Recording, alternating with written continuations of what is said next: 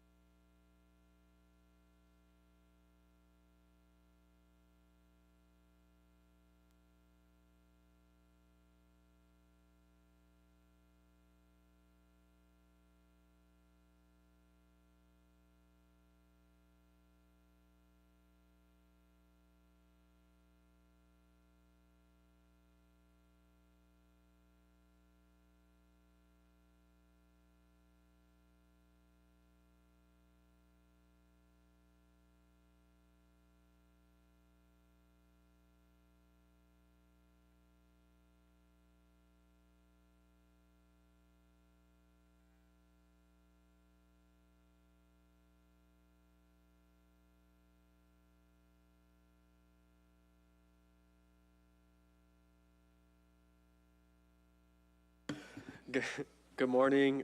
This meeting is going to be called to order at 9:02, and this meeting will be closed under Section 551.071 of the Texas Government Code.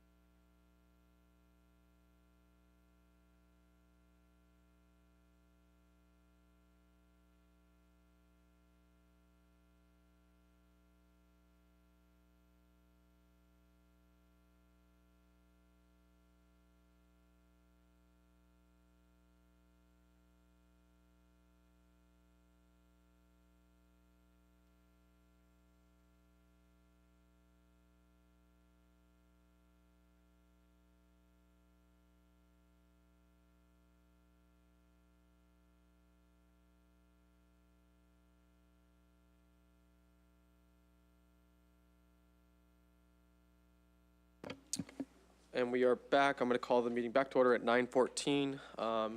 For the record, Trustee Hanani joined at 9:05 and participated in closed session item 2A1. This will take us to item 3A, discuss and take action on Office of Civil Rights docket number 06-24-1852. Do I have a motion? I move that the board authorize the superintendent and legal counsel to proceed as discussed in closed session. Do I have a second? Second. I have a motion by Trustee Hernandez, a second by Dr. Loveridge. All in favor? Aye. Aye. Any in opposition? That item passes unanimously, 1, 2, 3, 4, 5, 0, with 2 absent, and that's with Trustee Cuellar and Trustee Beals not present. This will take us to item B, discuss and take appropriate action on approval of board legislative priorities and advocacy resolutions to the Texas Association of School Boards for the 89th legislative sessions. Ms. Saavedra? Yes, we brought this item to you all last week. I met with each one of you individually. Each one of you gave me some additional feedback. I think that you'll see some of that feedback incorporated into the new document that we're asking you to approve and to consider. If you have any questions, Ms. Collins, do you want to share any specific information on some of the adjustments so that we can make note of that for the trustees? There were the adjustments that President Urabali requested with regards to, I believe you were referring to 1882.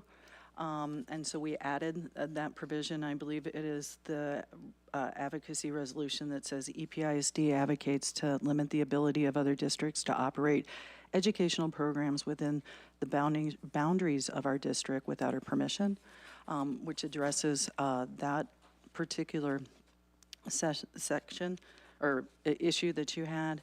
And there was some minor tweaks with the wording that Dr. Loveridge asked for, and those were implemented as well.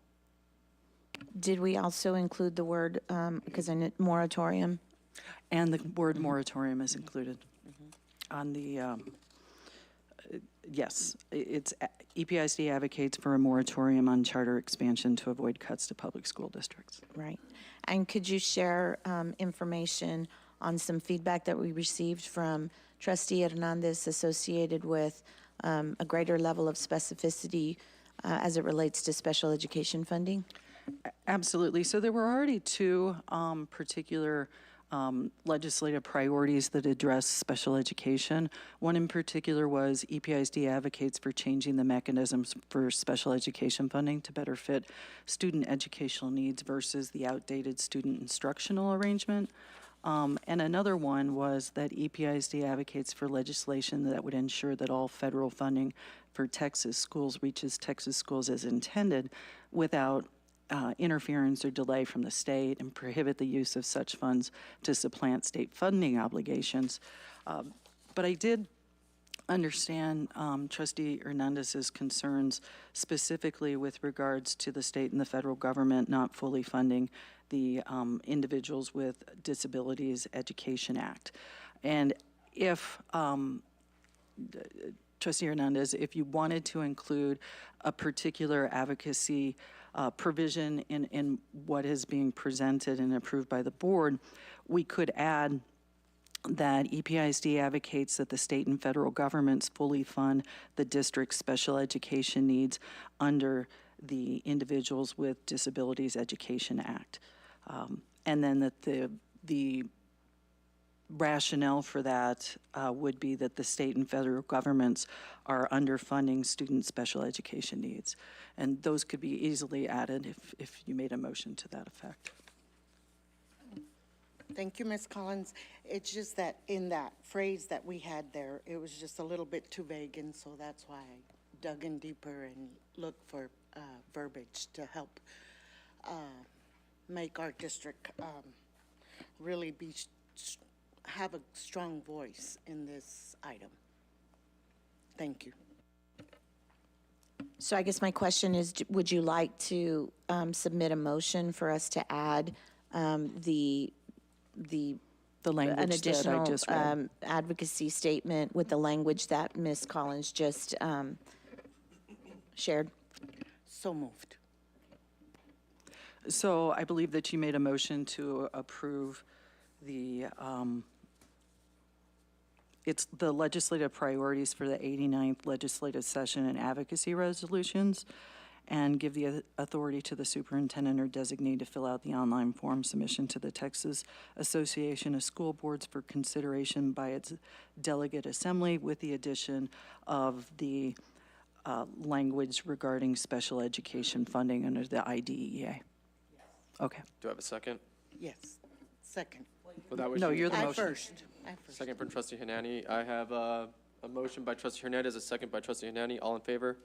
Aye. Aye. Any opposition? That item passes unanimously 5-0 with trustee Cuellar and trustee Beals not present. This will take us to item 4, board workshop to include discussion on A through D. We're gonna jump down to the workshop area.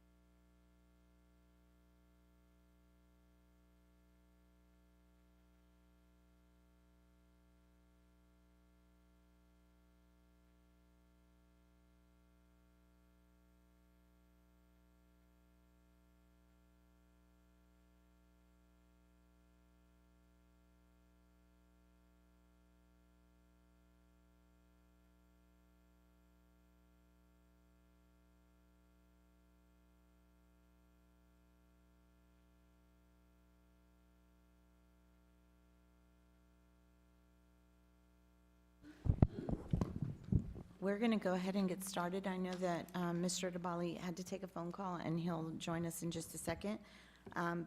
We're here today to have a continuing conversation about where we are with our budget development in anticipation of bringing the board a final budget for consideration and approval in late June.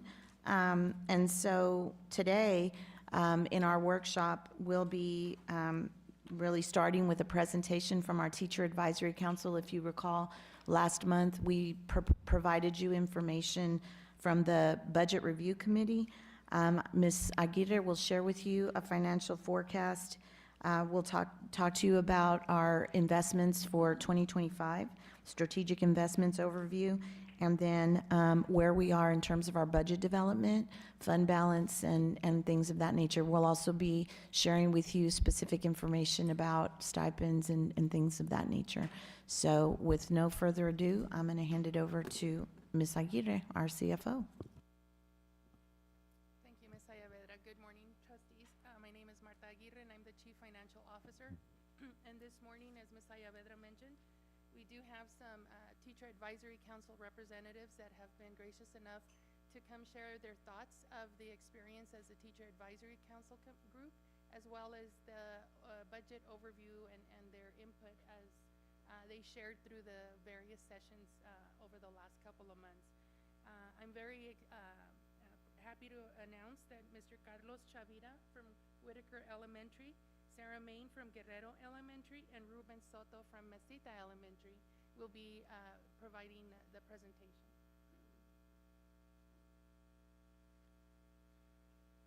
Good morning.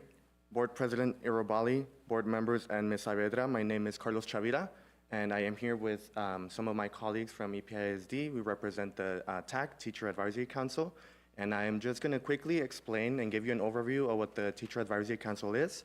And what it is a committee where teachers were voted for the year to represent their campus and the district. The committee meets once a month with our superintendent, Ms. Saavedra, and during these meetings, there are conversations made about policies within the district, strategies to help support decisions, and discussions that impact students and teachers.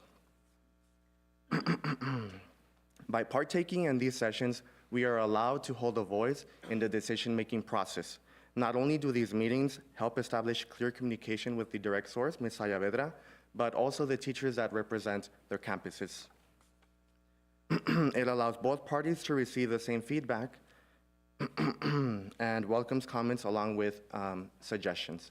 Furthermore, the Teacher Advisory Council allows and gives teachers the opportunity, along with other EPISD, very few EPISD employees, the opportunity to network and exchange ideas and collaboration with one another. I would also like to highlight that these meetings are a great way for teachers and Ms. Avelladra to build strong conversations, meaningful conversations, and the willingness to embrace different points of view. Our superintendent has also made it clear that teachers come first. For the role of a teacher on a student's life cannot be well done if if the teacher, is not well themselves. Therefore, I would like to say that being part of the Teacher Advisory Council is not only an honor but a privilege for the sorry, I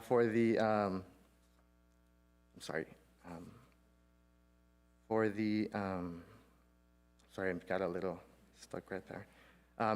Giving the opportunity to represent our campuses through leadership and the influence over important decisions, for we know that these decisions and choices will have an impact on our students, teachers, and community.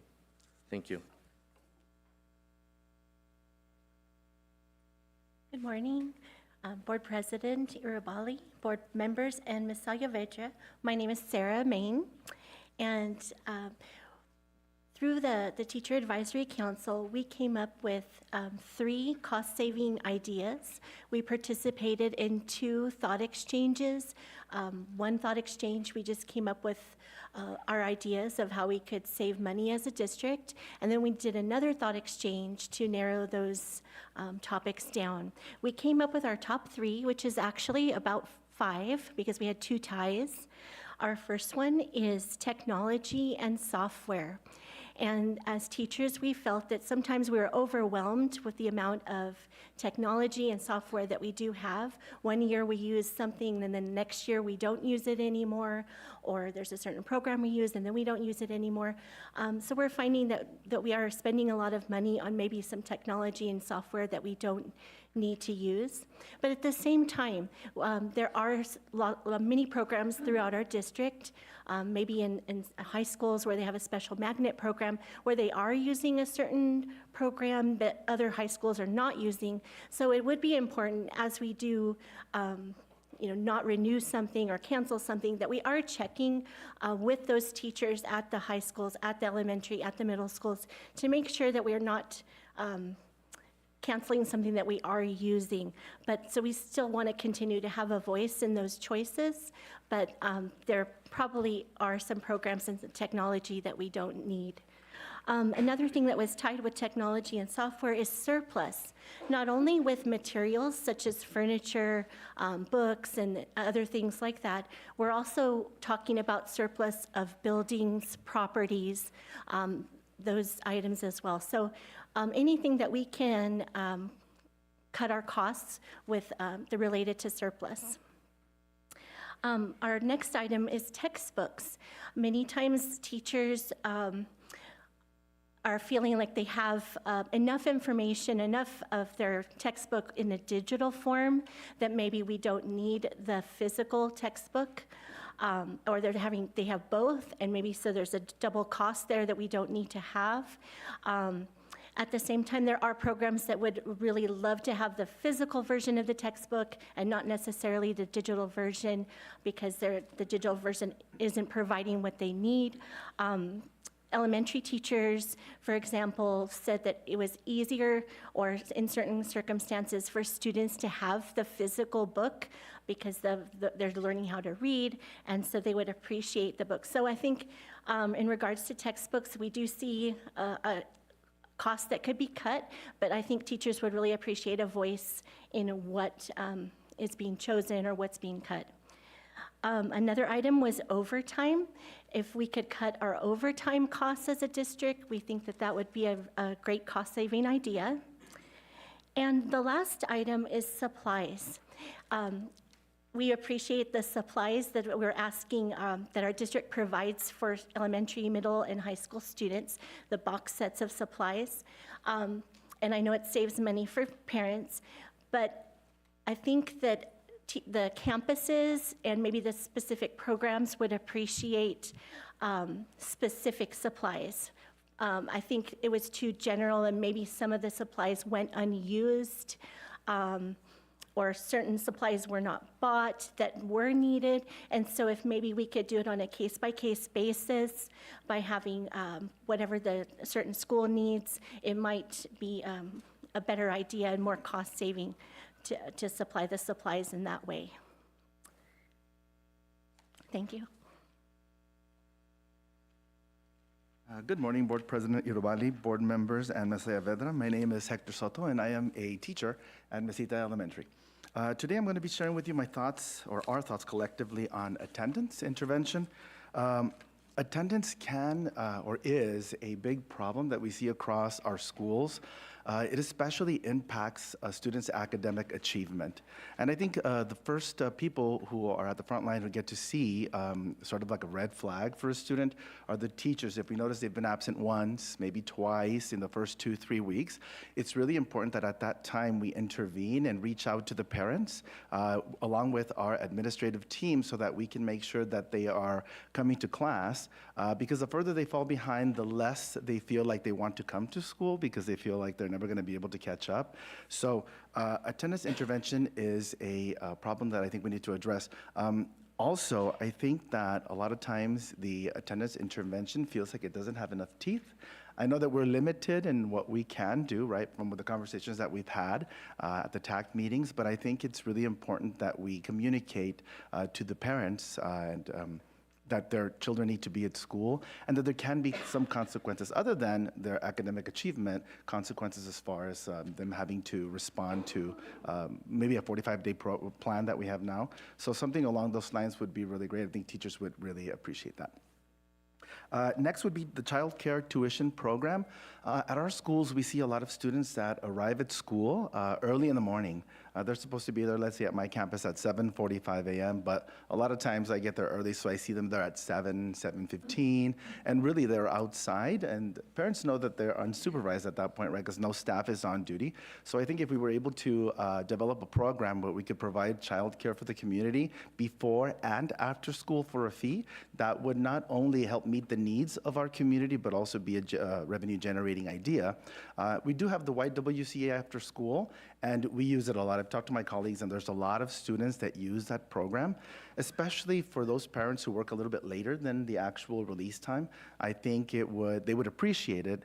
We would meet their needs and also have something else to create revenue for our schools in our district.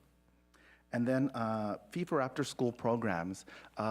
We want to engage our students. A lot of times our students, the only activities they do, the only place they feel like they are able to participate or feel part of a team, part of the community is at school. A lot of times some parents work at nights, right? They have different jobs that don't allow for them to be involved in swimming or learning piano outside of the school day. So if we are able to provide something for them that keeps them engaged and that also by keeping them engaged, it'll help them achieve the high academic standards that we want to have. I know that happened for me growing up. I grew up in a community with very low resources, so having those programs, for example, like the band and programs after school, kept me engaged and made me a more happy student. Okay, and then lastly, we were going to share together a little bit about our thoughts over these last couple of months. I would like to say that communication is something that we talked about at the last TAC meeting, and I know that it's something that is important to Ms. Saavedra, as she shared with us that communication with our teachers especially is critical because for teachers, information is key. If information comes direct from the source, like Ms. Saavedra, or officially from the school district, it has more value. When you hear it secondhand or hear it somewhere else, it takes a different tone. So I think that coming up with some way to communicate with teachers and all stakeholders would really be a great benefit. It lends itself to trust, right? If your teachers and your community trust in the communication that is early, honest, and open, just like Ms. Saavedra has been with us at our TAC meetings, I think that will really go a long way. I would also like to say, finally, for my thoughts, that I liked the way that Ms. Saavedra at the last board meeting was very specific about, for example, testing, right? She doesn't only want to know how much testing happens, but a count. How much time are students spending taking a test in the first 9 weeks? Are they being tested 6 times, 9 times, 10 times? We've got our MAPS testing that takes us 3 days, right? That's 3 days out, plus unit tests, plus any other tests that students are engaged in, and they get really tired, so they have a testing fatigue. I was really happy to see that Ms. Saavedra was really digging into the details, not just sort of overall, but really looking specifically at what our students are having to engage in as far as testing. So I sincerely appreciate that, and I think going forward, that approach will be really helpful, not just for our schools, but for our students and teachers as well. Thank you. I wanted to say thank you for being a part of the Teacher Advisory Council, and I know all the teachers feel very appreciative of being a part of that group. And it's been so helpful to receive information and learn about new things, and to have our voice heard. I think that's the most important part, that the teachers felt like they were able to share their voice and that it mattered. And I think that if we're able to continue to share and find ways to communicate, we definitely need to have that first source of information. For example, Ms. Saavedra's letter that she sends on Fridays, that's so helpful to parents in the community. Maybe if we had something like that, some kind of newsletter that we have every week for teachers, just to give them a heads up on things going on in the district and things like that. I know we have our new app that we're going to be using, maybe even incorporating that as well if there's a possibility, so that can go out to teachers and faculty and staff to keep everybody informed and involved. So that being able to continue to share and to have that really strong communication is so helpful when we feel like it's transparent and we feel like we have a voice. I think it's helping us all. So thank you so much. I appreciate this morning. Thank you so much. And my last thought, is we want to thank you again, Ms. Saavedra, for your support and commitment to our district. It was my first year as a third-year teacher, as a Teacher of the Year. And, with conversations with my peers and my colleagues at my campus, a lot of teachers feel that we're not being understood by the district. And you being the direct source, I was able to take word back to my campus. And I think that way of communication is very important and relevant, because administration can even have a miscommunication between, Ms. Saavedra or policies that are new within the district.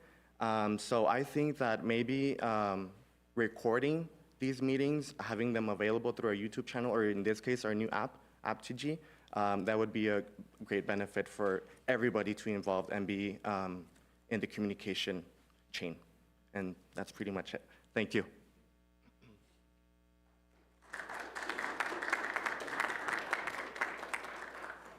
Thank you. I think that the Teacher Advisory Council definitely gave us opportunity to communicate and share and help them understand how we are operating. And in my role, obviously, giving them a better understanding of our budget and our district's financial standing was a great opportunity, I believe.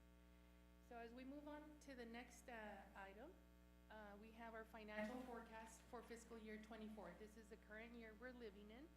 And as we've reported in the past, financial future forecasting helps us in financial planning for the future, ensure that we're online and in the understanding of where we want to go. It also helps us better utilize our resources and allocate as we need. And so for this morning's presentation, we have Ms. Maria Alonso that will be presenting the financial forecast.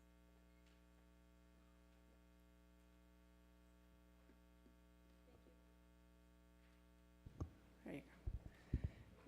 Good morning, Board President Irubali, members of the board, and Superintendent Ms. Saavedra.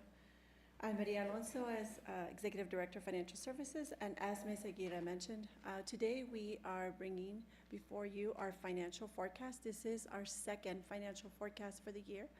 We begin on page 9 of your booklet. So on this forecast, and I'll go in a little bit more detail, since Dr. Loveridge may or may not be familiar with our reports, so I'll take a little bit of extra time. But this particular financial forecast represents our general operating fund. In this particular forecast, we include year-to-date activity through April 30th as our basis, and then we project or forecast May through June. This also includes the salaries that we pay our teachers and our campus personnel through the summer. You know, once they've completed their assignment, we pay them through August 31st, and then their new check begins September 15th. So on the far left, we begin with our fiscal year 2024 adopted budget. This was a balanced budget approved by the board. The next column is our FY24 amended budget, and what this is, it's our adopted budget plus any amendments brought before the board and approved. That third column, or column in blue, represents our actual forecast. Again, activity through April and forecast May and June. Our revenues, as we compare to our first forecast, remain steady, as well as our expenses. Now, there are two things that we did update in this particular forecast. The very first one is, as we are in progress with the closing of our bond sale, we are approaching the end of this fiscal year, and so this time, because that is in progress, we have removed it from this forecast. Okay, that's approximately $4.8 million. The next item here that's, I would say, one of the biggest changes is we had mentioned in our previous forecast that there is an opportunity for us to move some of our expenses from our general operating fund into our ESSER grant. And as we reach the end of this particular grant in September 30th, that is in the final stages. Our fund development department is reviewing that very thoroughly. They have identified that the opportunity that we have to move from general operating into the ESSER grant is approximately $1.5 million at this time. Of course, that could change. At our previous forecast, our number was a little higher. It was at 8 million. We are now at 1.5. Again, that could fluctuate either up or down, and we are hopeful that opportunity increases for us. We did begin the year, at the bottom of this page, our fund balance began at, $159.3 million. That is equivalent to approximately 88 days. We do anticipate at this time that we'll close the year at $145.2 million, and that is equivalent to approximately 80.06 days at this time. Now, as I mentioned, the major impacts were those two items that I explained. This could fluctuate, and that is with the information that we have at this time. So just to reinforce what Maria shared, the Bonham sale, although we will still receive that money, it'll come in the future fiscal year rather than the current fiscal year, so our fund balance won't show that until the 2025 fiscal year. So that's the primary reason for the drop in the number of days, in addition to only 1.5 versus closer to $8 million coming into our general fund from ESSER, right? Yes, thank you for that, Ms. Ayavedra. So just to give an idea, what does an expense per day mean for our district? So that is approximately $1.5 million. So you have an idea of what that means for us. On this next slide, we have a little bit of historical information regarding our fund balance, as well as our projection at this time.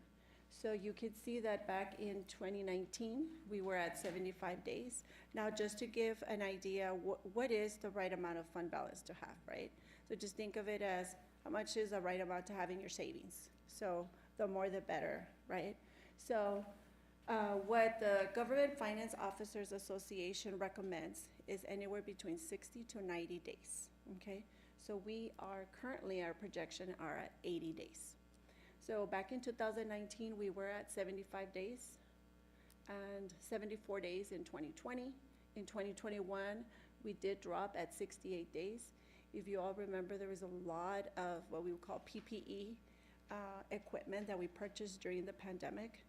And then in 2022, we did see that opportunity to increase our fund balance. We did get some grant funding, particularly the ESSER funding that came in, that helped us to transfer some of our expenses into the ESSER funds and build our fund balance, which is something that many districts took that opportunity to do, and a recommendation from TEA as well. In 2023, we did drop slightly to 88 days, and then in 2024, we do anticipate right now at 80 days. Again, this is a very healthy and very good and strong financial forecast. As I continue to listen to some of these trainings and hearing some of the other districts and how they're really dipping into fund balance and how they wish they would have utilized their ESSER funds differently, I think we planned very, very well as a board, as a district, or superintendent, to really bring in those funds, build up our fund balance to help us as we move forward in the future. At this time, I'd like to address any questions you all may have. Trustee Leverage? Yeah, just one quick question. Do we have a sense of where we would be without having used ESSER the way we did? Ooh, good question. Well, so with the pandemic, there was a lot of expenses that we had to, as a district, incur. And if we would put that aside, you know, the state did come in and helped us, and I would say supplemented, because we did have such a low average daily attendance with students and parents concerned about sending their kids back to the schools. And so, assuming the state would have still came in and we didn't have to incur those expenses, I think we would have been able to maintain steady, or at least close enough. But with no additional funding and districts across the state having to incur all of those additional PPE and pandemic expenses, then yeah, I'd like to not think of that, but certainly something that would be a major, I would say, burden for everyone across the state. Well, and Dr. Leverage, I would share that, you know, who knows at this point whether the state would have stepped in and provided additional funding. I think that right now, they've not provided additional funding because we've had a heavy reliance on ESSER funding, you know, across the nation, but specifically, you know, in our states. As Ms. Pineda said, I mean, we took on a lot of responsibility as schools with healthcare provisions that we wouldn't normally take on as a school district. So there were a lot of significant expenses, technology-wise, healthcare-wise, and otherwise. So I mean, it remains to be seen what the state would have done. I would imagine that a large part of the reason that the state started their legislative session last session with a significant surplus was because because we had so much funding from the federal government that they did not necessarily have to funnel directly from state coffers to districts. So. Well, thank you. Thank you, Ms. Alonso. So, and just to let you know, so we are now officially in audit season for our financials, and the reality with that is that as we start wrapping up and closing our allocations and all the expenses, we have opportunities to potentially bring in a little bit more into the fund balance. We'll be watching that very closely, and I'll keep you abreast of any changes. And obviously in November, when you see the audited financials presented, you'll see the final outcome of what our reserve will be. And having said that, as I said, we know that the fund balance level is very important and crucial to our district's financial standing. And so we have on this slide opportunities that we have considered and are moving forward to infuse more dollars into that fund balance at closing of the year. So on the top box, which is for current year, we did do a department sweep of unused budget. That resulted in $3.4 million of savings. So, you know, everybody, you know, the understanding is we've all got to work together to make sure that we're successful in the end. So it was a little painful for some of our departments, but nonetheless, we're at the end of the year, and we should have probably focus on our expenses at the beginning of the year when the year starts.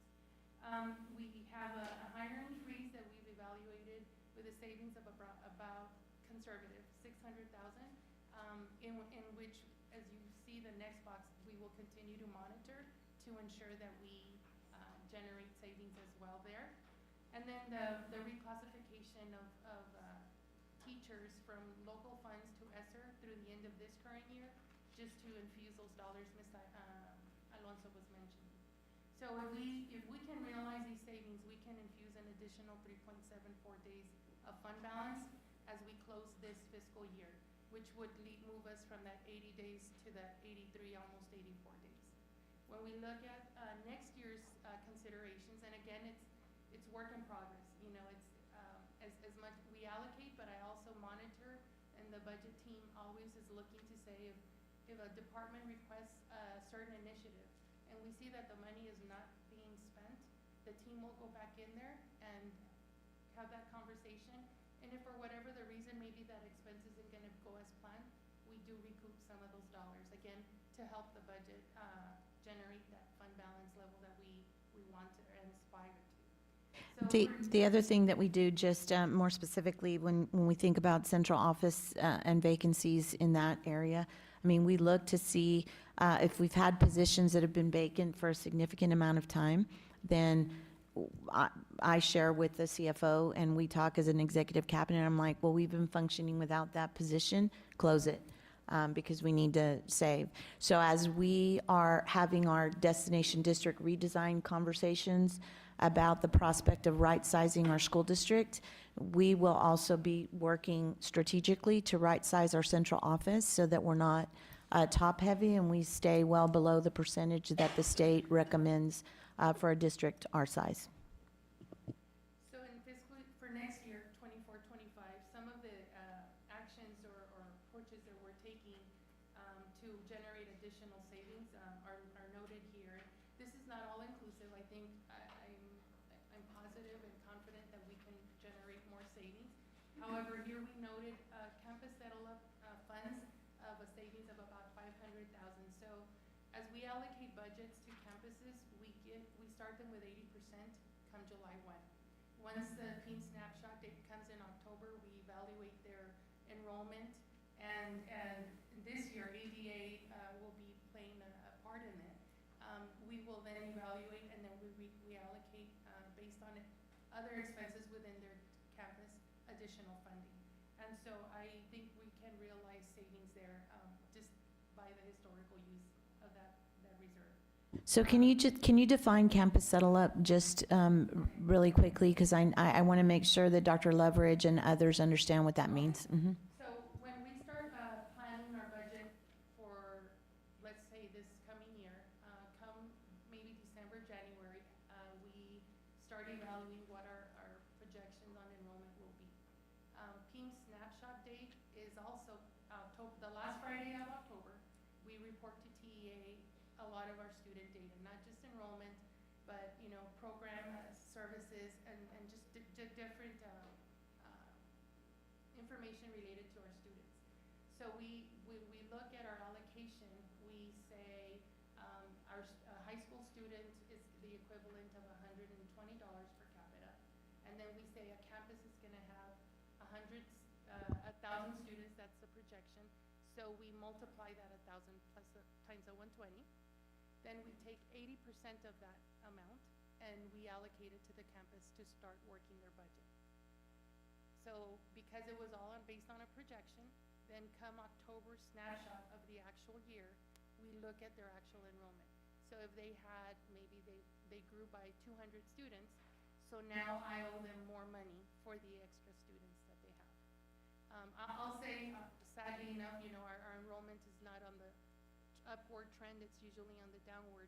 We have not swept monies from a campus that doesn't realize it in a couple of years. But that is another option, that if funding was dire, we could do that. And if that consideration isn't done until probably December, January, when the PEAM snapshot and all that data is kind of settled. So moving on. I'm sorry. Yes. Ms. Aguirre, I wanted to know what the 10% was next to campus settle-up.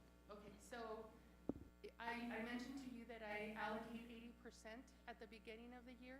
So technically, 20% is pending of their allocation come snapshot date. So instead of giving the full 20%, I would give 10% of that allocation.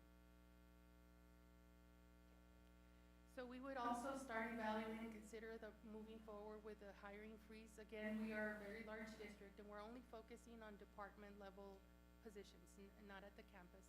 But we would still continue working with HR to realize savings there as well. Then we are finalizing a central office restructure specifically in the academic side of the house. And so that is going to generate at least $1.5 million of savings there. And then, as Ms. Saavedra mentioned, we are going to continue pursuing the sales of properties. So I moved the savings that we were anticipating for this current year to the bottom. It's $4.5 million of revenue with a Bonham sale, but we also are committed to at least generating an additional $5 million. Again, that's very conservative, realizing that we've got a lot of properties out there and we are actively working through that process. So just if we can meet these areas of expenses, savings, and monitor all other expenses throughout the year, we could generate an additional 8 days by the time we close out next fiscal year, next June 30th. Can you share from your vantage point, Ms. Aguirre, the likelihood that we'll be able to meet what you've just outlined for the board? So again, I would not have presented something that I was a little nervous or unsure, but my confidence level in generating these savings is pretty strong.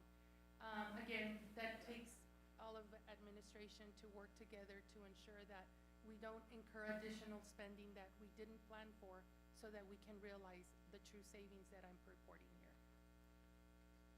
So, any questions before we move? Yeah. The 2023-2024 savings options, that's not baked into the forecast for June 30th. No, because no. Yeah. Okay. Remind me when the department sweep happens again? So this sweep occurred at the beginning of May. So we usually start doing sweeps, and again, because a lot of grants are entitlements, and we need to close up grants before the fiscal year end. So we started implementing some sweeps. I must say that with the local budget, that had not been a practice in the past, but as we know that our budget is tighter and tighter, we implemented this year, and it was a change and a challenge for our department, but we're working through that process. Thanks. So as we move on to the next. Sorry, one more question, I'm sorry. Yes. Ms. Aguirre, for the campus settle-up with that 10%, I know that you said that comes from, you deciding or you stating the 80% and then not giving the full 20, right, and only giving 10. What types of, real-world impacts would that 500,000, how would that impact the campuses directly? In other words, could we give them back that 500,000 so that they wouldn't be at a disservice, or would they be at a disservice now? So one of the activities that we do is because I present to cabinet the realized settle-up amounts, and one of the things we also look at and through school leadership is the assistance of school leadership will review existing budgets, because this is one budget they get, but they also receive state comp ed funds and they receive Title I funds.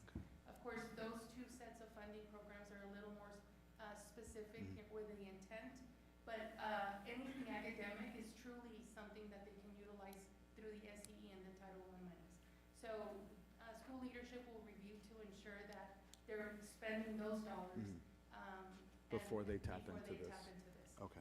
Well, and the other thing is that what school leadership also does, and I think that we're getting a little tighter with this as well, is that our expectation is that budgets are pretty much consumed, other than forecasting for whatever summer expenses or end-of-the-year expenses they're going to incur, that they're really, using their budgets for the current school year. So that would mean that they need to have most of their spending done, well before March.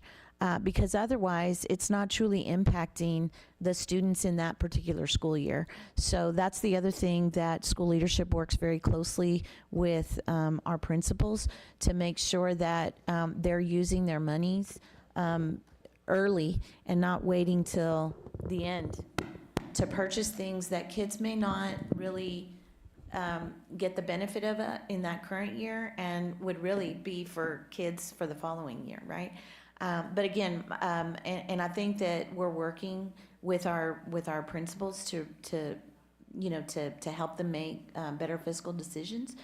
But I would say the vast majority of them do spend their money wisely and spend it early. Ms. Saavedra, this was just a comment in regards to the closed vacant, or the closed vacant positions. They won't, ironically, prior to this budget meeting, I was gonna ask for an organizational chart, but I was happy to report what you all already had provided to us per department. Many of those organizational charts already had vacant positions. They won't be key positions, though, that you're thinking of closing, correct? Well, I mean, we evaluate every vacant position on an ongoing basis. So again, we evaluate positions based on what our current need is, what the job description is, how long that position has been open, how we're functioning currently without that position, and things of that nature. So we go through a whole host of conversations to assess whether we need to keep a position on the books that's vacant or we close it. But again, for me, the time factor is critical and important, because if we function this long without a position, then we, in all likelihood, can function in the future without it, so. Thank you. So this next section of our presentation is an overview of the strategic investments that we're applying to our existing budget. And we have Dr. Carmona, our Deputy Superintendent, that will be presenting this section. Good morning, trustees and Superintendent Ms. Saavedra. I'm here to present on the strategic investments for our district. As you've heard the presentations from the Teacher Advisory Council, we've also listened to the feedback and input of our Principal Advisory Council as well as our Student Advisory Council. So our departments have worked very intentionally and purposefully towards aligning all of our efforts and aligning everything to the strategic blueprint. As you know, we do have 5 levers. The first lever being the whole child development, and we are investing $18.9 million into that lever. For academic excellence, we're investing $70.7 million. For destination district, accountability, $45.9 million. Equity by design, $16.6 million. And I'll remind you all that all of these expenditures are not just local funds. They are inclusive of our federal entitlements and other state and federal grants that our district receives, as well as ESSER program funds and food and nutrition funds that the district receives. On the next page, we have a breakdown of some of the strategic investments that the teams have put together. And I'll give you some highlights that will certainly highlight how we are purposefully aligning to the strategic blueprint. For example, under academic readiness and assessment, we are investing about $500,000 into the NWA MAP, which is our universal screener. Under academic enrichment program, we have $1.6 million, which aligns to the Fine Arts Elementary expansion efforts and the Kickstart expansion program. That's about $1.3 million altogether. And I'm not going to go through all of the various activities and efforts that we are proposing to you all, but certainly highlighting those that are aligning to the blueprint. As you heard, the Teacher Advisory Council, they asked for after-school programming, which is something that we've certainly invested in. We currently have $2 million that's coming in from the Veronica Escobar Congressional Grant, and also the extended day learning centers and program costs that school leadership will be leading. So I just wanted to interject because I know that this is something that came from the Teacher Advisory Council in terms of revenue opportunities. So the extended day program is really structured such that we can meet some of the recommendations that were made by the Teacher Advisory Council that we would have before and after school care, where we would have a particular tuition rate for families who didn't qualify for, the subsidy. And so the last board meeting, the board approved the tuition rate that will be extending to families as we begin to expand that extended day learning program piece. So we do expect over time, we may not see it in the immediate, we do expect over time that that will be a revenue generating enterprise for us. Ms. Saavedra, I have a question. I believe I had read in the materials that those programs start at 6 a.m. and they end at 6 p.m., so we'd be able to fulfill. Yes. everything Yeah, that's being asked. absolutely. And I think one of our Teacher Advisory Council representatives shared that that is a significant need at several of our elementary campuses. So still in whole child development, we have about $8.3 million investing in wraparound services. Wraparound services is any service outside of the academics or the instruction of the student, mainly physical well-being, social emotional well-being, mental health, all of those services that support the whole child. And so just a specific example would be our community schools and the investments that we're making in the Bowie feeder pattern, the Jefferson feeder pattern. I know that we're expanding to the Irvin feeder pattern, and yesterday we had a wonderful celebration to kind of unveil the services in the El Paso feeder pattern that we're investing in that really support some of these wraparound services and needs for our students and for our families. Moving on to the second column, academic excellence. I am going to highlight the new middle school algebra for all. We're investing about $2.2 million into that, and it's going to encompass 7 campuses within our school district. Under academic instructional support, that takes the bulk of the strategic investment, which is $45.4 million, and that covers campus instructional coaches, pre-K teacher training, cadre stipends, all the things that are done in the academics department to support teaching and learning throughout the year, including summer schools. We also have academic intervention supports. That's about $5.4 million. That includes intersession, summer school, credit recovery, and monitoring assessments, also Tier 3 for secondary intervention materials. Moving on to advanced academics, multiple pathways. We have about $10 million invested in that, or proposed investment for college and career readiness programs and college and career readiness under PIC 38. Moving on to bilingual intervention support, also under academic excellence. We have bridge camps, that's about $850,000 for bilingual interventionists, summer bridge programs, and guided language acquisition design training. That is done throughout the year as well. Also supporting the bilingual and dual language programming, we have $3.4 million going into teacher training under Dual Language Institute and bilingual conference La Cosecha, and English language support teachers as well.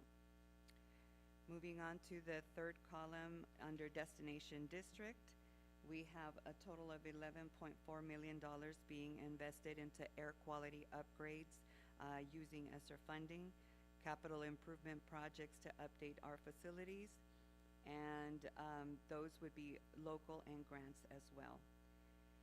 Under food and nutrition program support, we have $22.5 million. 20 of those would be going into food service expansion of service lines, and also for food commodities and supplies throughout the school year. Under leadership development and support, as you know, we've engaged with the Holsworth Center to develop our leadership definition and our leaders within our school district, and we have that at a cost of about $300,000. A big highlight that we have under talent development and recruitment is $2.5 million that we have for the UTEP teacher resident and mentor programs, as well as the new teacher mentor stipends.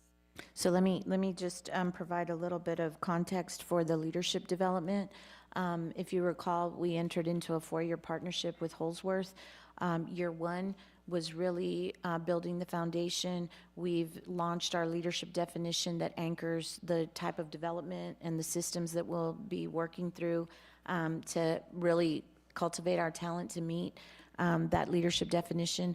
But over the course of the next 3 years, we'll have more than 2/3 of our campuses that will receive training through the Holsworth Foundation. So we'll be sending leadership teams. So we have our first 11 group of campuses that will be going in the coming year.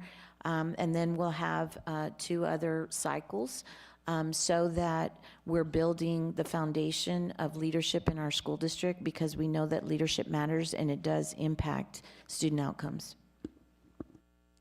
Moving on to the 4th column, culture of accountability. We have $39.8 million being invested into the safety and security environments district-wide. We were awarded the SAFE grant, and so we have Mr. S.B. Pearson, Chief Chavira, and Mr. Manny Verduzco working very collaboratively to ensure that we comply with the grant requirements. We also have transportation TQEC fleet, which is about $1.6 million being invested into that, as well as police services and information technology campus allotments. Another highlight of the strategic resource planning support, that's about $1 million being invested in external funding, personnel, and program costs, as well as district and campus improvement planning platforms. And the last column, our equity by design. We are investing $15.3 million of supplemental support for teachers at risk district-wide, and also supplemental instructional support for teachers for emergent bilingual students.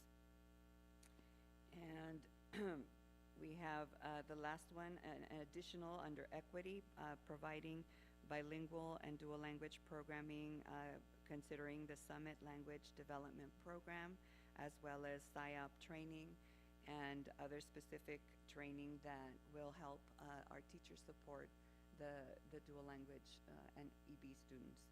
And all of that totals, again, we didn't cover every specific little activity that we're proposing to invest in, but that gives us a grand total for all of our levers at $190 million.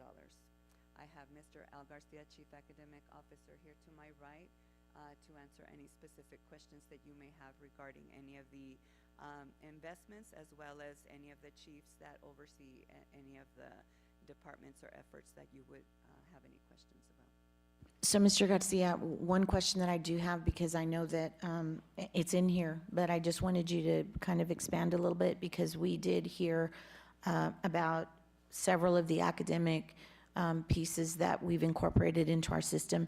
Can you talk just a little bit more about the gifted and talented programming pieces and the expansion there to reset where we are with that programming? Good morning, President, well, he's not here, board members, and Ms. Aveda. Al Garcia, Chief Academic Officer, yes. One of my charges coming into this role was to really reboot our Gifted and Talented program, K-12.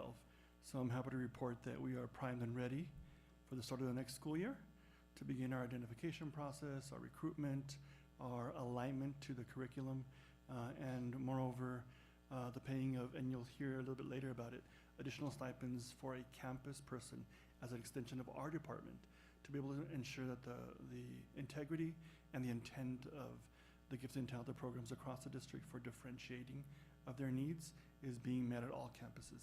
So I'm very happy to report that. Can you just expand on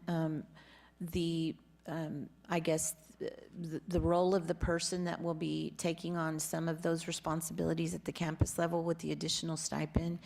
Has the librarian been pegged for that as a requirement, or does the campus principal have an opportunity to determine who the best person is? Absolutely. So that person will have a huge opportunity at each campus as an extension of academics to be involved in the programming, in the identification and testing to ensure that we're meeting compliance, first of all.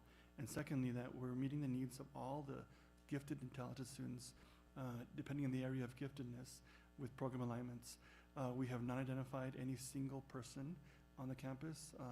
Clearly, it could be a pre-K teacher, it could be a librarian, it could be an assistant principal, someone who is going to take the onus of ensuring the mission and vision of the GT program at that campus aligns with the district levers and efforts to really stand up and carry forward a strong foundation for the Gifted and Talented program across the district. May I follow up on that?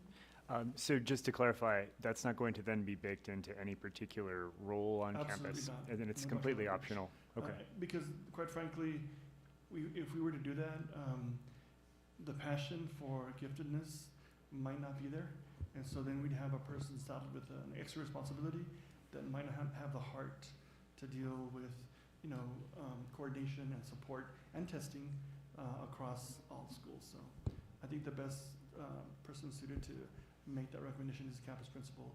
They know who their superstars are, and that's what we want, is that superstar who's going to take the ownership of that program to the Excellent. next level. So that keeps folks in their own domains and their areas of expertise. So that's great. Absolutely. Thank you so much. Yes, sir. I have a question, Dan. Sorry. I just wanted to ask, and I'm not trying to be like Debbie Downer over here. If somebody on campus doesn't want that extra responsibility, right, even though you said there is going to be a stipend? Yes. Okay. So I'll backtrack. Do we know the amount of the stipend right now at this point? We do. I believe it's nominal, for Okay, sure. okay. But I mean, it's not going to make a huge difference. Sure. Currently, we don't have stipends. Okay. And that is the reason why I feel like in many of our campuses, the programs, teachers, if they're teachers, should be paid for that extra work. Okay. There is a lot of evenings required. There is parent meetings required. There is a coordination of testing. Right now, we have, I think, 3 or 4 testers that actually go to campuses, as I mentioned to you all. How much? It's $1,000. $1,000, okay. Yes, Okay. 1,500. So if for some reason nobody at the campus volunteers, is there a plan B? Is there like another plan of action to So do? we are not relying on Plan B. We're going to really Okay. hold people's feet to the fire and ask principals to nominate, Gotcha. cajole, bribe, Well- dangle that $1,500 carrot. Yeah. But we do have a plan. Okay. Should we not have anyone on the campus who's taking the lead, we would really lean on the principal and in partnership with academics. Mhm. We have, as you heard, in academics, we've kind of done a reorg, and we're leveraging 2 of our current facilitators to go into the GT program. So primarily to help write curriculum for the GT program itself, but there is going to be a little more support at the campuses. And then we'll definitely do some outreach ourselves on that campus to see if we can't get, there's always amazing people like the TAC that are willing to take on extra responsibilities. It's an opportunity to grow in their leadership practice, and Holdsworth is so important to our school district, and that's our opportunity to showcase some leadership skills as well. And lastly, if we have to, we'll nominate our assistant principals to help the charge as well. Yes, sir. This isn't a question, but rather, again, I just like the way it was presented to us in color coding. It was easy to follow. Thank you.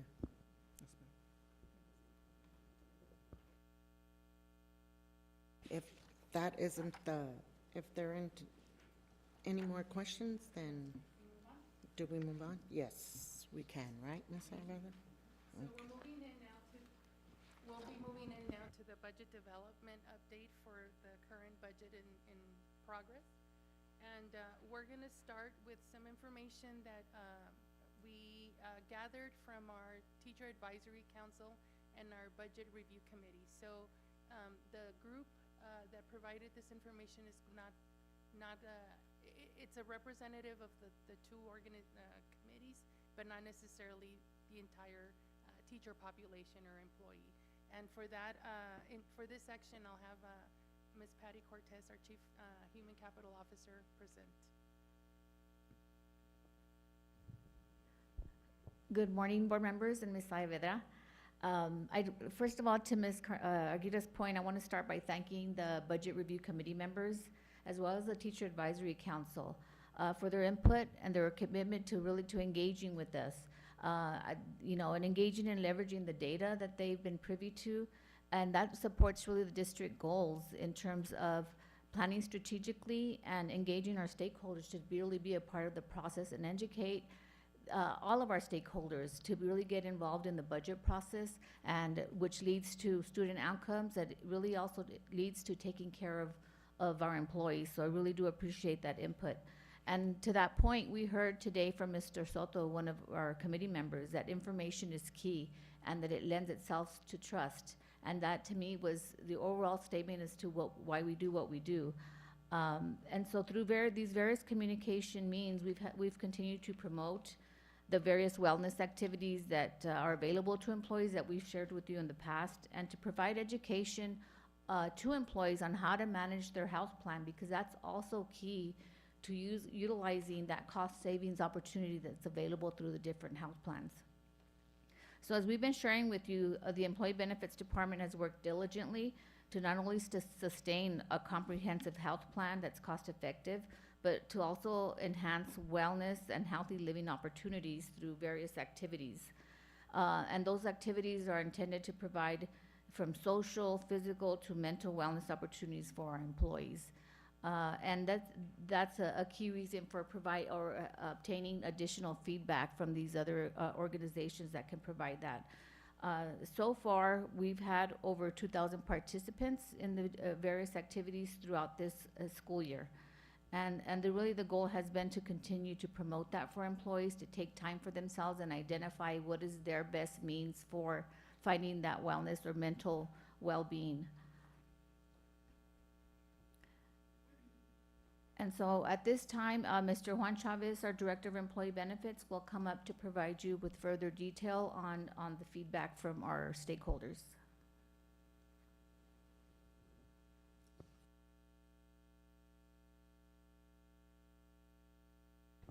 Good morning, board members. Good morning, Superintendent Saavedra. My name is Juan Chavez. I'm the Director of Employee Benefits. So as Ms. Cortez was stating earlier in regards to the healthy living, we did get some feedback from our Budget Review Committee as well as our Teacher Advisory Committee. And that feedback led to us to understand that there's other stakeholders that we need to approach, not just the ones that are participating in the current classes. Now, that feedback that was provided was regarding the communication to our employees to let them know what is involved in the program and how they can best utilize the opportunities that are provided in that program. One of the things here that I want to share with everyone is just a little flyer. This little flyer that is here is a flyer that we provided to those that were at those committees, our employees that participate in open enrollment, our new employee orientation. We provide them as they come in, we provide this flyer, sir.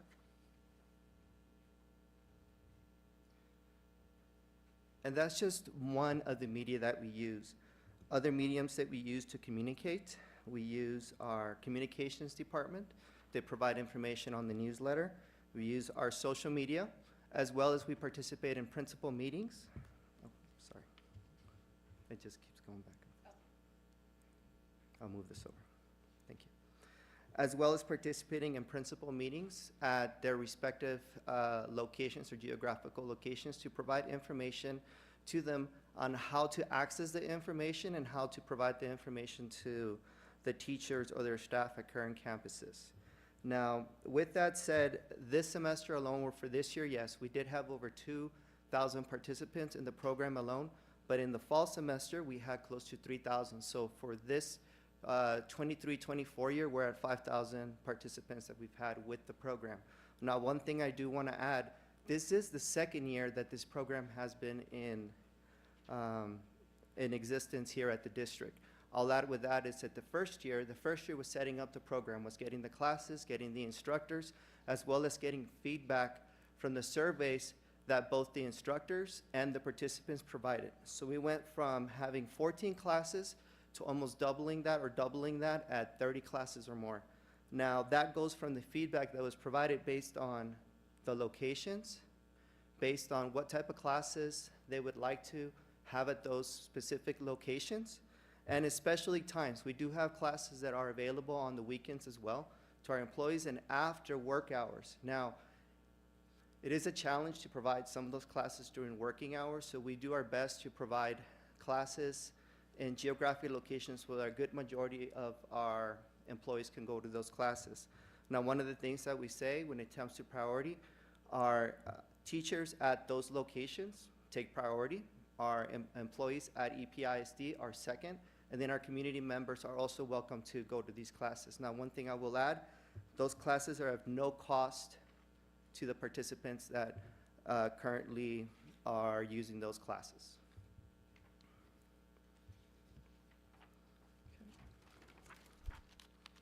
Yes, please.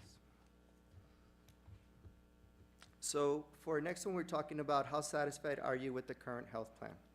One of the things that I will add is that for the last 4 years, we have not increased our premiums for our employees. They've managed to stay the same. Now, with that, it is challenging, but one of the things that we do is we review the healthcare plan, we review its utilization rate, and one of the things that that we needed to do is renew our current contract that we have with our administrative services provider, which was Cigna, which led to our new healthcare plan that we currently have. With that, we have the ability to review the plan on a yearly basis, based on utilization, based on cost, based on things that are needed from our employees. That's one thing that we can do with our current plan. Second, we continue to have $1,000 on a health savings account to provide assistance to our employees in paying their deductibles or medical costs, as well as providing pre-tax benefits to our employees who provide into that account from their payroll. A couple other things from it is with our healthcare plan, there is 2 versions of it, whether we have our high deductible plan or our traditional plan. We encourage our employees to use the plans based on their necessity, whether it's economic or whether it's their own health or their own utilization rate. That's how we promote the programs. We don't promote one over the other. We promote based on the needs that the individual has. Next one, please. Now, for the next one, we said, where can the health plan be improved? Some of the things that were brought up is lowering deductibles and overall cost to the employees. One of the things that we did is we shifted our plan from having a top tier or just a lower cost tier to create that same tier for all employees. So instead of going to Texas Tech UMC and getting a lower discount, you can go to any of the networks that are associated with Cigna to have those discounts provided to you. Now, for extending clinic hours, one of the things that are available to our employees, we have all 3 clinics are available for our employees. If it's after hours within a certain time frame, usually it's within 2 hours after they close, they have virtual visits where with that virtual visit, they can engage with somebody and they can either schedule an appointment for the next day or provide some immediate assistance if needed at that point. Now, one of the things that we are looking at is where it says offering more dental and vision insurance. Now, one of the things that we go with dental or vision insurance, we look at our health savings account or how other ways that we can help. Not just that, but with that, we try and provide resources to our employees so that they can find a network provider. And we do have those resources available for our employees, as well as providing customer service to allow them to find the best resource to utilize or get the best price when it comes to dental or vision. Now, when it comes to enhancing preventative care options and promoting them better, and this one goes with the other one, which is to weight loss medication. One of the things that we are focused is preventative care. We do have the OMADA. We have spoken about OMADA before, dealing with diabetes, dealing with hypertension. But as a consequence of using OMADA, those employees that have used OMADA have also been losing weight. Now, OMADA provides employees resources with a scale. They also provide them with a blood monitoring device, as well as somebody talking to them and leading them through the certain progress that they have to go to and provide incentives. Those incentives are close to $500 that employees can get. Again, as long as they're with the Cigna plan, this is at no cost to our employees in order to use the OMADA. So as we speak here in regards to weight loss medication, as we know that off-label use can be something that our insurance providers don't always go with, we are providing other options to our employees so that they can utilize the OMADA as well as help them with either hypertension, diabetes, and as a consequence, provide them assistance with weight loss. So, are there any questions? Yes, ma'am. Excuse me. So in April and in May, I had asked for a breakdown of, this is a general question, for a breakdown of our employees that are utilizing mental health services, because I had some concerns with the HDHP plan and how much less likely employees could be in using mental health services with a high deductible plan. I just want to make sure I didn't miss that in an update somewhere. I searched for it. We probably have not provided it, but we will. I do have those numbers, but I'll go ahead and provide them in a board update. Okay, because my concern is making sure that we provide, if indeed our employees are not using mental health services at the same levels between an HDHP and a regular PPO, that we're supplementing that. I know that this was a conversation that we had back as far back as April. I thought we were going to sort of explore ways that we could possibly supplement that. So I'm not sure. It's difficult for me to ascertain going into this last month of the budget where our employees are at. And Trustee Hanani, I recall you asking for that because I was also curious to know how well our employees are utilizing what we have available.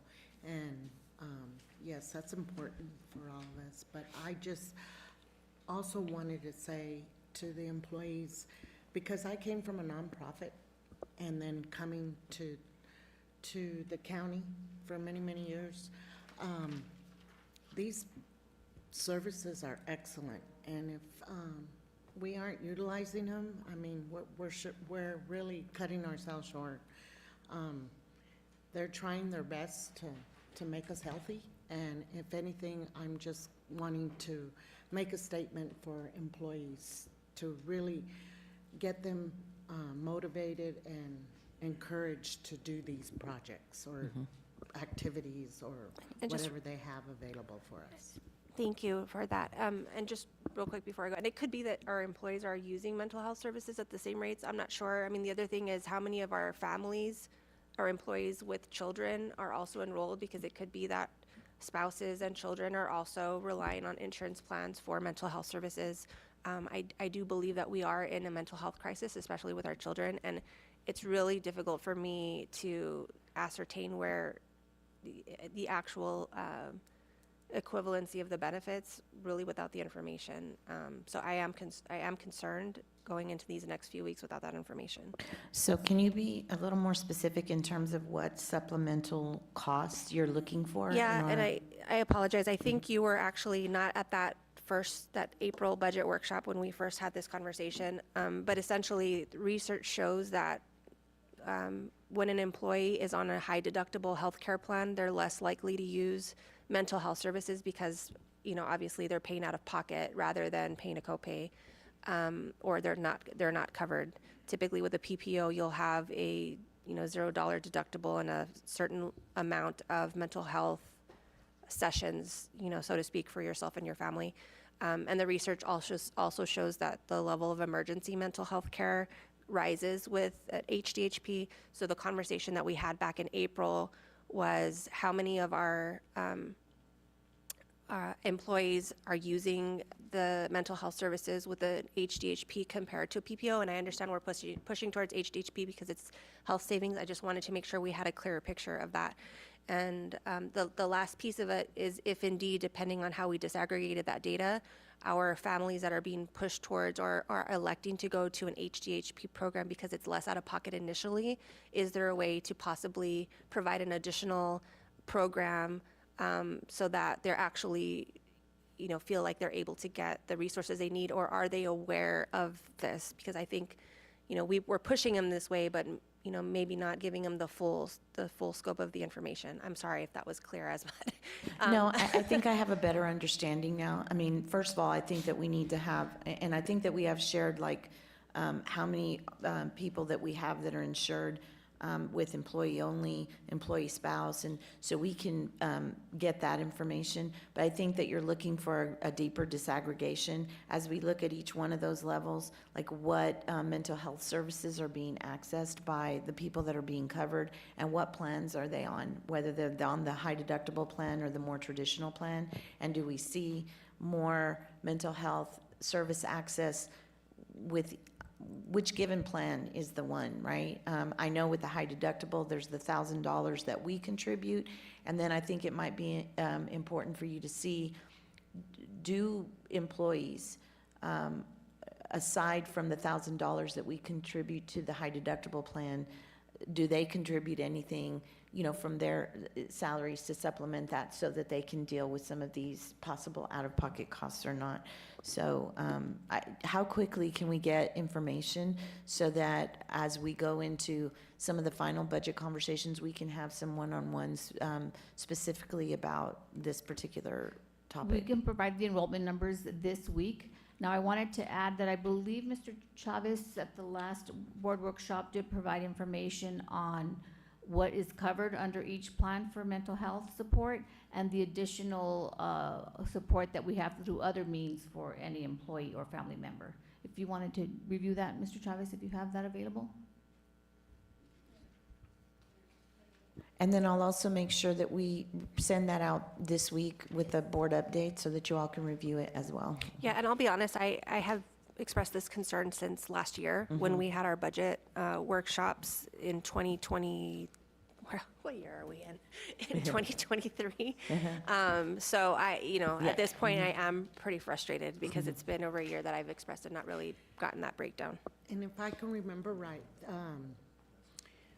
HR provided us with a breakdown, and then they also added how EAP is available if they're unable to get what they had wanted, but I don't remember how it was presented as such. I think the services were broken down, which is very helpful, right? Whether or not they're going to some kind of counseling services or then EAP, right? I think, is it 12 sessions or a certain amount of sessions? Yes, is it was covered? the UNUM, which was what we were Yes, covering, was the that's right. UNUM EAP, which was 3 sessions at the moment sessions, for that's right. employees, yes. And then, but I would second, I think what Ms. Hanani said too, is that it's just, it really is important to see that breakdown. And really, this is also given the fact, or considering that many of our employees' children may also rely on this coverage for their mental health benefits, and and I'm really talking about actual sessions with a certified therapist, certified psychologist, certified psychiatrist, because they're very expensive. And a lot of times, if you're relying on your just paying out of pocket, I mean, that adds up for a family very, very quickly. And they just may not know that going into it. But I just don't have enough information to say. And like I said, it could be that they're utilizing the services at the exact same rate, but without that breakdown, it's just hard to know.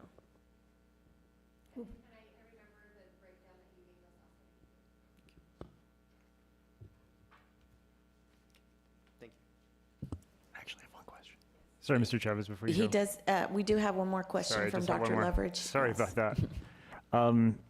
Still being a bit new to the board, not to all things, but Just wondering, could you break down the data presented on page 18? How many respondents were there in total? There were 75 respondents. And the for method of collection of that data was?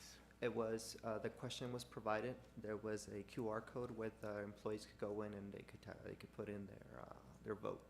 So the total is of only those who responded, or is it including all who were surveyed? So there's a percentage who didn't respond at all? Okay. Yeah, just the response. Okay, so this is just respondents. So like 35% or so didn't respond. Okay, I just wanted to clarify how the data is presented. Thank you, that's it. Excuse me. The next section of our budget update is, if you'll recall, last month I presented the proposed extra performance stipend changes or additions, as well as miscellaneous pay rates. These are additional pay rates and stipends that are being proposed, so that we can discuss at this point, and then at the June actual board adoption, you'll have a full picture of all the items that are being proposed. And Ms. Cortez will present on this.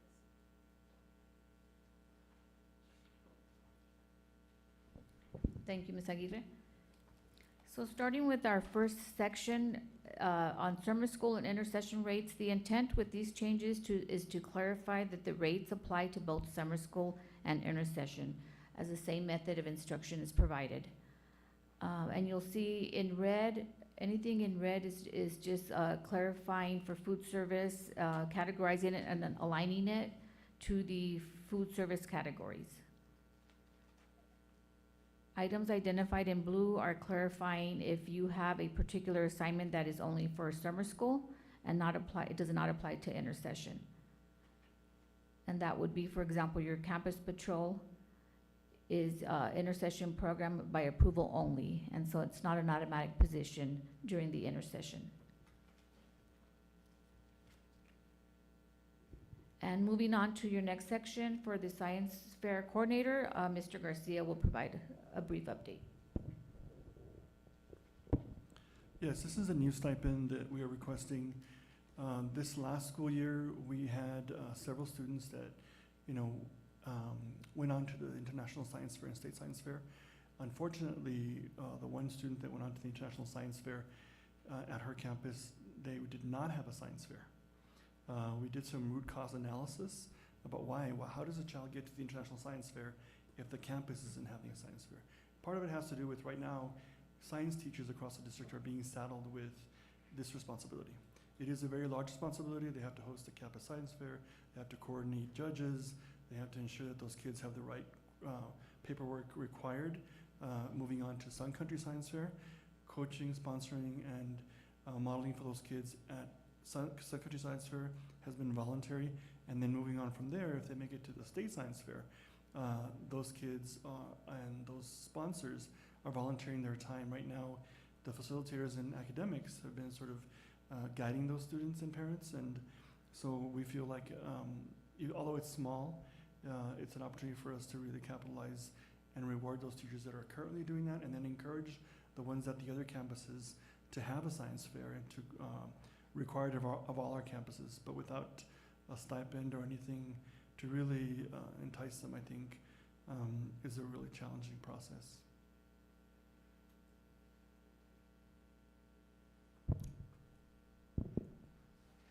For our next section, under the full-day teacher resident program, just to reiterate that it has really been a collective effort amongst the various departments, academics, your professional learning department, and human resources and school leadership to really bring this program to fruition. And I'm proud to say that we continue to enhance it and bring on additional residents. And so for this program, we're going to have Ms. Michelle Casillas come up and provide information on the resident stipend.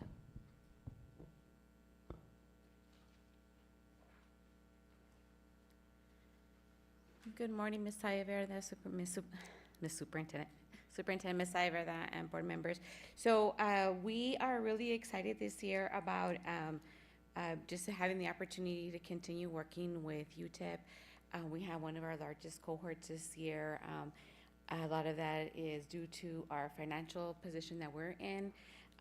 We also applied we have had, this whole region has had a grant, T-class grant, and that has been funding the residents that we've had. And so that grant is ending, and we are continuing to service and as the other districts to pay out of our budget. But we also had an opportunity to apply for continuation grant. We're waiting for that award.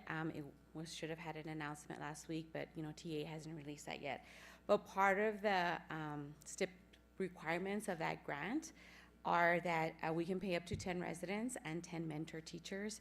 And with that funding, they stipulate how much each resident and each mentor will receive. And so the mentor teachers are required from the grant to be paid a minimum of $3,000. And so in this stipend, that there's a differentiation. So what we did is that when we worked with UTEP, we looked at the residents that were coming in. And as one of the, Ms. Hanani, you had commented about, what are we doing for to recruit bilingual teachers? And so when we looked at the residents, we go and recruit, so teachers have to sign up and decide the teacher residents that they want to work in El Paso ISD. So that's our first place, right? And so we're really recruiting for special education and bilingual teacher certifications there.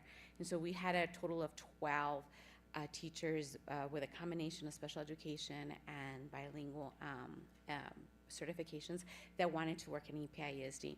So the grant only allows, the grant is asking that we pay a different stipend. So what we're doing is those teachers, the mentor teachers that are working with special education and bilingual, that's a difference. So they're going to be paid from the grant, and that's why their amount is the $3,000, and the other teacher, mentor, residents that are general population will be paid the $1,000.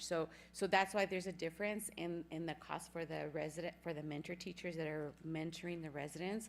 It's based on the certification that they're looking to receive, and that's helping us also with that recruitment to get as many special education and bilingual certified.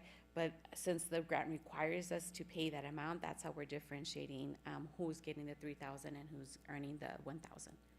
I would also just interject that when you think about some of the added responsibilities for a special education teacher and a bilingual teacher, that while the grant is, the requirements of the grant are $3,000, we also know that there are several other compliance pieces and things that, as a mentor working with a new bilingual or special education teacher, require additional time. So I do want us to recognize that it's not necessarily just the grant requirement, but it's also some of the additional responsibilities and training that a mentor teacher can impart on a bilingual and special education teacher new to the profession.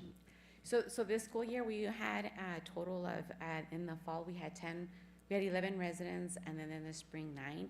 And our numbers dropped significantly this school year because what UTEP did is they put in the certification requirement. So in the past, teachers were able to begin the year-long teacher residency and not have any of their certifications completed. And so knowing that was not only a problem for us in EPISD, but across the city, where we were ready to hire teachers, but we couldn't hire them because they weren't certified. And so they changed their requirements where teachers had to do their PPR first before they came into the residency program. So they already have that one, they have that major test out of the way, and they're just doing their content specific. And so this year, then with a change in requirements, there were low number of residents last school year in the fall. Their numbers went back up because people went and took the test, and so they had a large number. But we do have a record this year that we've had the highest number that we were able to obtain. We have 41 residents starting this year. And because of our partnership with UTEP, we have been partnering with them with the computer science. So this school year, we had 3 computer science teachers that we were able to mentor, and 2 of them signed a contract with us. Really happy. We don't have necessarily computer science, but they are taking other assessments and able to fill in a math position. And because of the work that we did with them this school year, they UTEP has also applied for a grant, and we're getting 2 more residents that we're not paying for. We're paying for the mentors, but not the residents.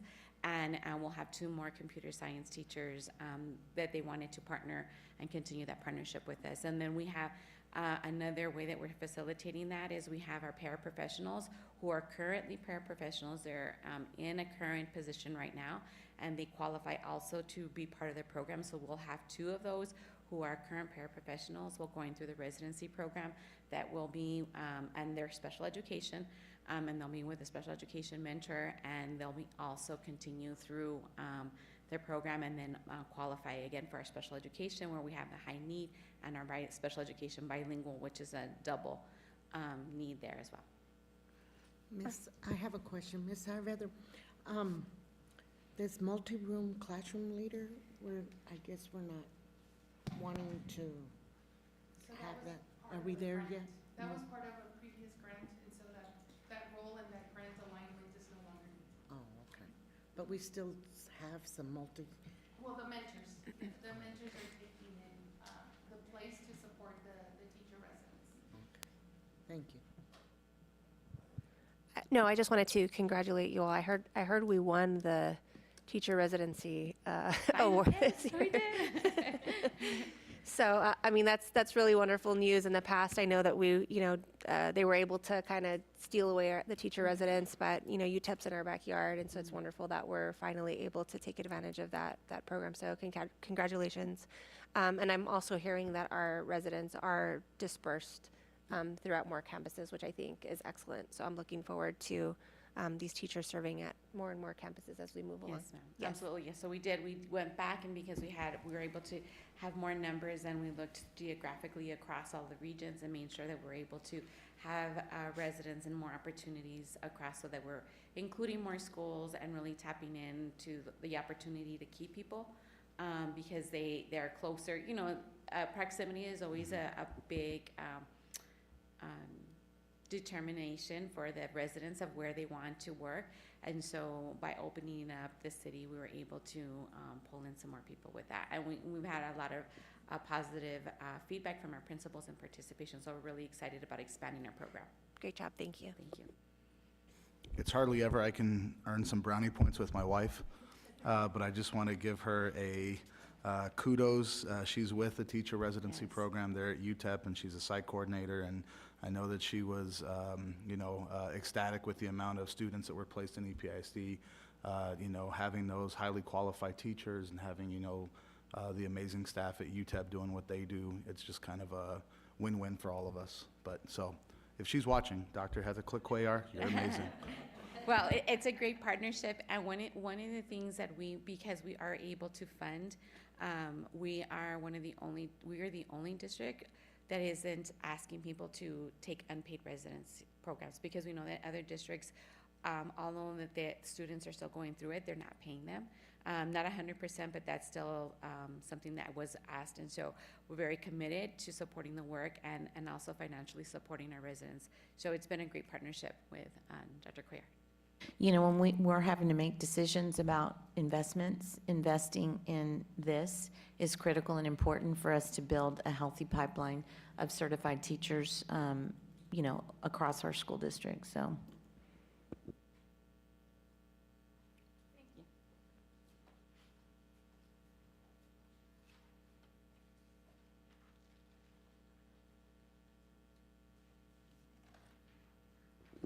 Guys, it's 10:53. We're supposed to kind of wrap up at 11, so if we can move along. I know I want to make sure that all of our board members are able to ask questions, but I want to get us to the end of the presentation pretty quickly here.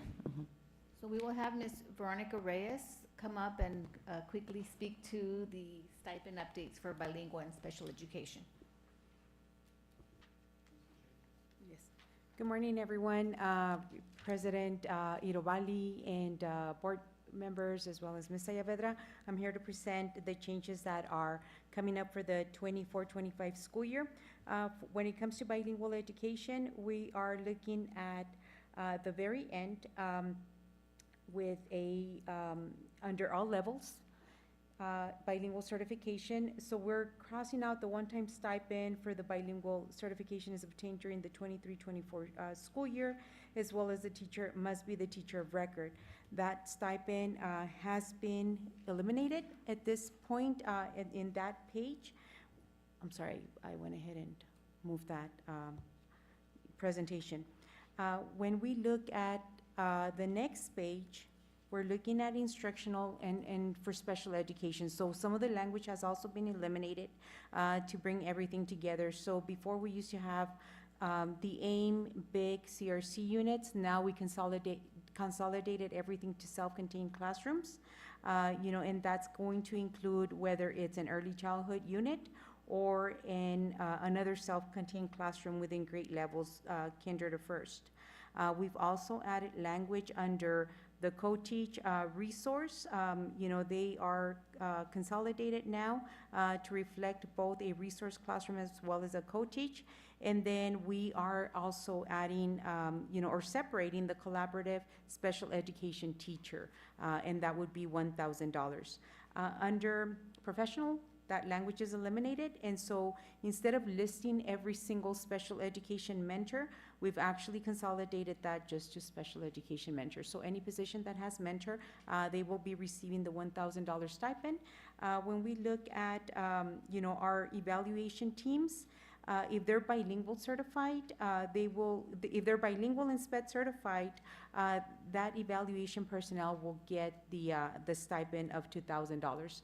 And for this, we're talking about like diagnosticians, SLPs that are testing our bilingual students with that. Really quick question, Ms. Reyes. For bilingual certification, where it says must be teacher of record for dual language, ESL, or bilingual class in current or future year, can you specify whether the teacher will get the stipend if there's at least one student, or can you kind of talk through exactly student-wise? Sure. We actually don't have any weighted percentage when it comes to students. If they're part of the classroom, then the teacher receives the stipend. So can we just clarify that? I know that there was some issues last year with the clarification of the language. I just want to make sure that it's a little bit more clear that if you are a teacher of record in a class that has ESL, bilingual, or dual language students, that you receive the stipend. Is that possible? So when we're talking about teacher of record, we're really talking about the teacher, the student schedule will have that teacher name. There's settings where we have like co-teach settings where there's the teacher of record and then another teacher coming in. So the teacher coming in shouldn't be required to hold that certification. It would be the teacher of record that's required to hold that certification. So it doesn't matter, there doesn't have to be a specific student participation. As long as they have an emergent bilingual or an ESL student, they will be receiving that. Perfect. I'm concerned just with the verbiage where it says class. So so it must be teacher of record for ESL bilingual class. I just want to make sure that it's more of a reference to student versus class.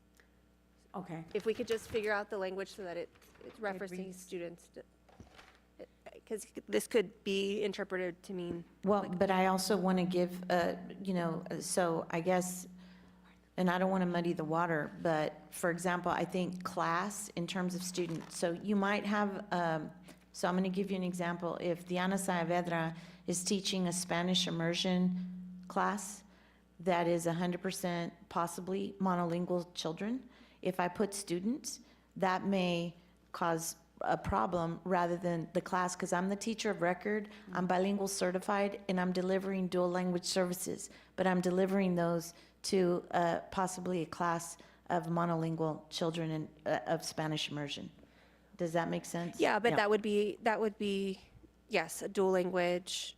So that's why we could put student class slash class. Yeah, possibly we just add both so that we can account for, any additional configuration. Right? Yeah, no, and that makes sense. I didn't want us to get into a situation that we were in last year. And my concern is more if you had a monolingual class and then began to serve a student in that class in an ESL setting, because that student is in your class. Right. Obviously, you would be receiving the stipend. Right. That was my issue. Well, my charge to the staff has been flexible rather than restrictive, and so that's really philosophically where want to make sure that we don't remove stipends that are currently being, afforded to teachers if they meet those pieces. But flexible rather than restrictive is what I've shared with the staff. Okay, thank you. And then I guess the last thing, and this may not, this may be something that we can discuss later, but in terms of the need of bilingual teachers, I know that we have a shortage of bilingual certified teachers. Is there anything that we're doing to address that specifically in this budget cycle? For example, I know that we've had discussions about paying for their certification exams, having some policies that help promote our teachers getting those certifications. So yes, we do have that. In fact, we just entered into an agreement with UTEP. They have a grant.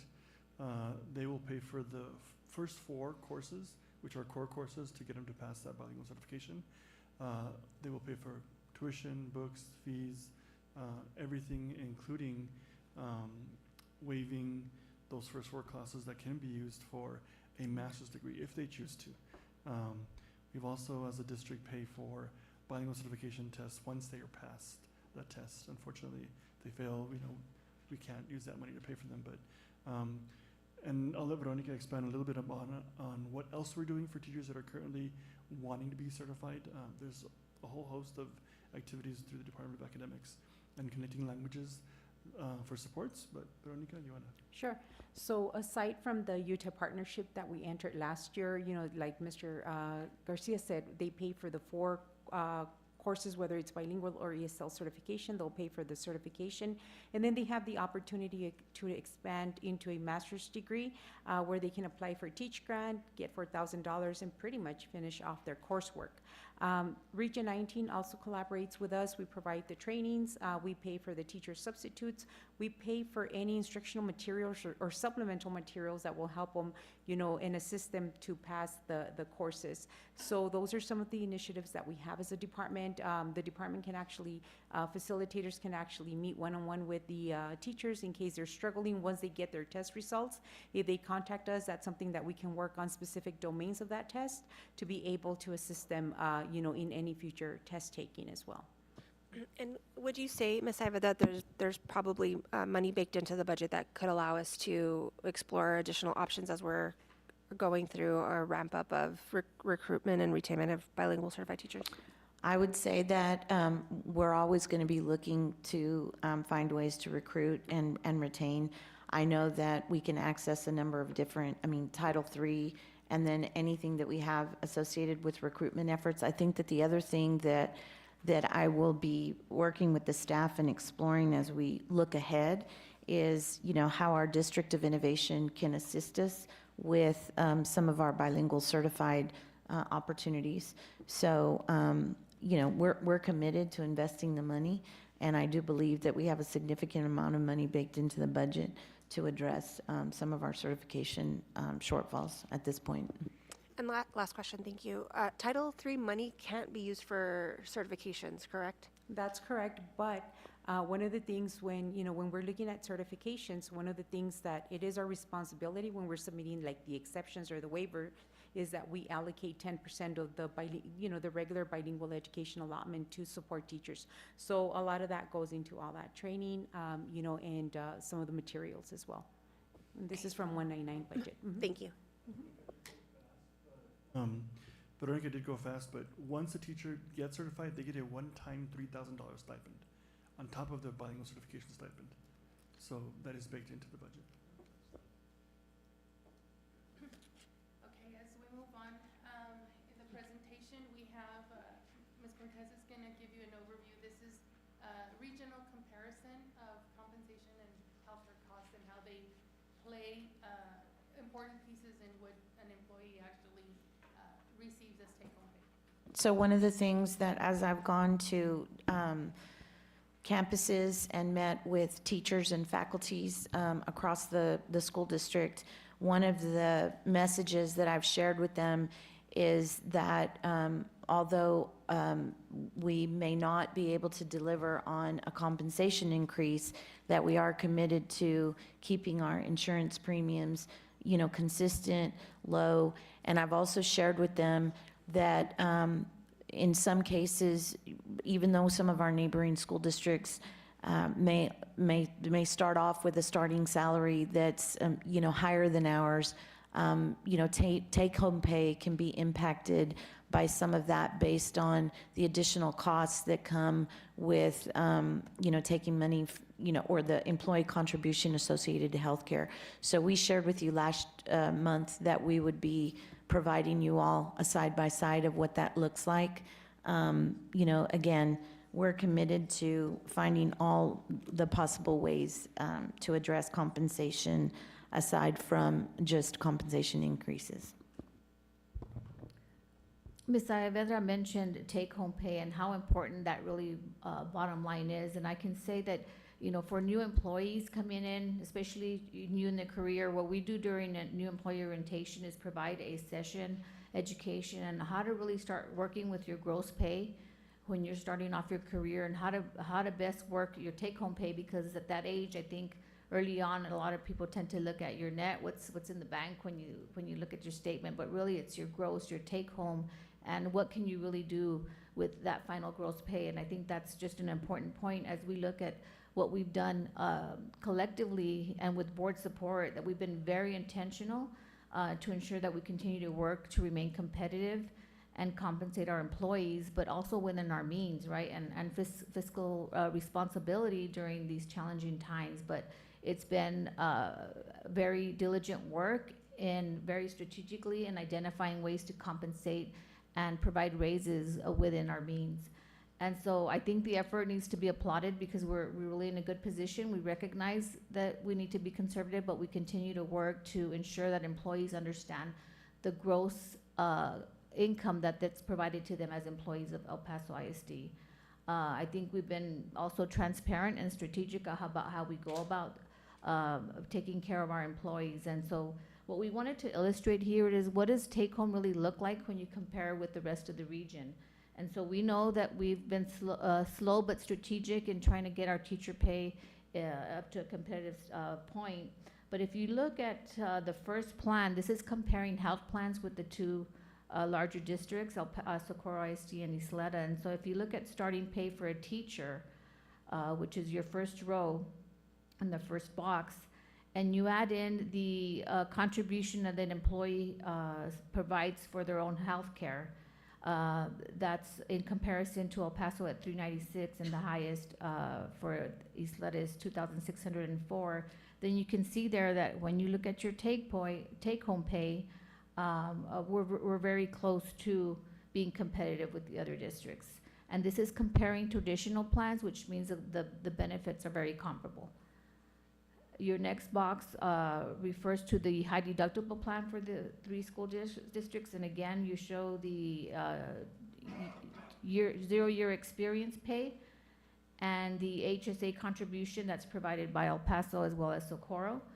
And employee contribution, which means that for Isleta, the employee does pay for the high deductible plan a total of $336. And so again, bringing your take-home pay, we are still a bit closer to the other 2 districts. So this is work in progress, but important to note that it's not just your paycheck that's important, but also what other benefits are provided through your employer that can help you adjust your gross pay, which is how you use your wellness benefits, how you use your HSA, how do you use traditional versus your high deductible plan. That all plays into what your take-home pay is, as well as incentives that are provided through your health plan when you use your preventative care. So there are other several means that you can increase your take-home pay. So as you see this graphic as well, you note at the top we have some comments or statements that we've bulletized there. So we are proposing that there be no healthcare increase to the employee side of the program this will be the 4th year in a row. And then we are proposing the district infusion to healthcare, and I know we talked about this at the last meeting. So we do have a reserve for the healthcare program in our fund balance. So the proposal would be that it's an approximate 10% increase to the plan as if it were what we currently pay but it would be a one-time infusion. And again, that's to help offset, we do have increasing medical costs, so we have to sustain the program and continue moving it forward. And so this proposal would be to infuse the funding into the healthcare fund. That would be a total of 4.2 million to the general operating. And then just to note that, as Ms. Cortez was mentioning, there are many other benefits that we have in our district to support our employees. So health clinics are available to all district employees, regardless of whether or not they are participating in the plan. So then as we move on to the next slide, this is our school building, and I'll remind you, as a board, you will adopt the budget by fund and function. You'll adopt general operating, debt service, and food service. This is a snapshot of the general operating budget. So on the left-hand side of the schoolhouse, you see the yellow section, and we are anticipating $529 million of revenue. And I do note there a $12.1 million shortfall of revenue. So when we look at the specifics of the different sources of our operating fund, we do see a decrease in revenue overall of about $12 million, largely attributed to the lower enrollment, and then the shift in how the state funds us based on the homestead exemption that was applied. When we look at the right side of the schoolhouse, what we've done is we've broken up the expenditures by the functions that are relevant to the different programs. And so you'll see at the bottom the $326 million expense is to direct instruction. So when we look at those functions, we also kind of gave you some descriptors of what the functions apply to. And so you're talking about professional development, library learning resources, and direct instruction in function 11. The next section is student services. $65.1 million is allocated to that. And you can see these are supplemental services that we provide our students as they go through their day, whether it's transportation, counseling services, nursing services, things of that nature. And then you can see maintenance and operations is at 58.8. Instructional and school leadership is at 44.1 million. Support services that are related to technology and safety and security are at 20.8. General administration, which basically encompasses central office, is at 15.3 million. Under other, the 10.6 are allocations based on any debt that we've incurred through maintenance tax notes for LED lighting, HVAC programs, things of that nature. And then lastly, community services, 1.3 million is allocated. And do not be alarmed, our major funding is for community services and relationships is through the federal entitlement fund. And that's why there's a lower level here. So when you look at this, you can see total revenue anticipated is 529.9 million, and proposed but expenses right now are at 542 million. So I have worked the team has worked very diligently to reduce that shortfall or reduce the expenses to be better aligned to the budget revenue anticipated. This is as close as we were able to get, realizing that we still need to provide support and innovative programming to our students. So then the next slide you see here is a snapshot. This is something you've been familiar and accustomed to seeing every year when we adopt the budget. So what this gives you is first the variance that we're anticipating, which is $12 million when looking at our budget from last year or current year to next year. And then at the bottom section, the 3-year forecast that I've shared there is just to give you a snapshot that if we do nothing else to our budget in future years, these are anticipated deficits that we can plan on. And so here you can see that we would adopt a balanced budget because we would be using fund balance or proposing to use the fund balance in the amount of $12 million to ensure one-time expenditures of our proposed budget are utilized through fund balance. That's 8.12 days. And then if we move on to this slide, another area that we typically propose use of fund balance in year over year as we adopt the budget is through our capital replacement plan or any new initiatives. And so we do have there listed $6.4 million of additional initiatives and a portion of the capital replacement plan that is being proposed. you see that yellow box in the middle that basically tells you the use of 12 million to cover the revenue shortfall, plus the 6.4 million of these additional expenses proposed, would total the overall use of fund balance to 18.5 million. That's a total of 12.48 days of fund balance. That is a three-year forecast is provided there, again, assuming nothing changed. And so going back to, I'll reference page 11 that we visited on earlier in the forecast presentation. We do anticipate generating $12 million of additional, I'm sorry, yeah, to, 12 days, additional days of fund balance with those savings. And if I go to page 11, I'm sorry. The total amount that we would identify as savings and generated would be about 17.9 million that we would infuse back into fund balance. So when it's all said and done, by end of year, June 30th of 2025, our fund balance would remain at the 80 days. Because remember, we use fund balance during the year. We're ending this year at 80. We would use $18 million of fund balance, but we'd also have our initiatives to make sure we generate the revenue to infuse additional days into our fund balance as we close next fiscal year 25. Any questions? It's not. So 80, so just so that I can simplify, so a year from now, if today is June 30th, a year from now, the 80 days that we currently have in fund balance, we would be able to sustain that, realizing the cost savings that you started with at the beginning of the presentation. That is correct. Okay.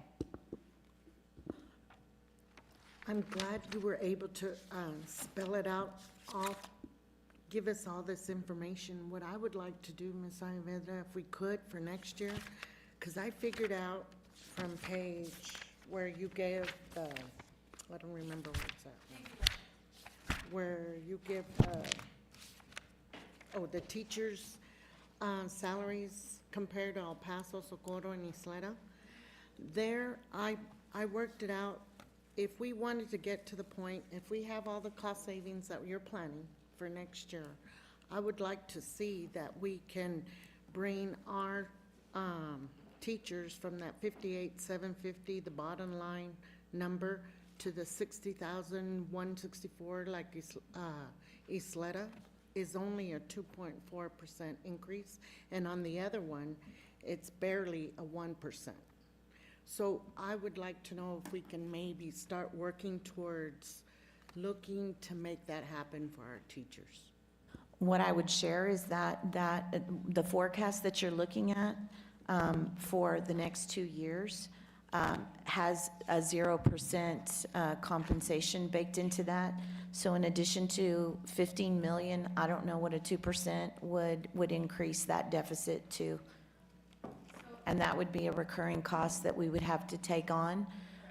And so what I'm going to share with the board is that although Martha shared that a year from now, we would be at 80 days, in the interim, our fund balance will drop by 12 days, which puts us at 68. That's not, I mean, where I'd like to be as a school district, and that's with no projected compensation increase. Right, but we can also anticipate some more cost savings? No, that's baked in, that, our cost savings that we shared with you are baked into that. We would be able to bring up our 68 days to 80 with those cost savings, but that's not incurring a recurring compensation increase cost. And if I could remember right, I know you said 60, but from the very 68, in the past, when I first started on this board, the magic number, I guess you could say, for fund balance is what we were told we should be at, would be 65.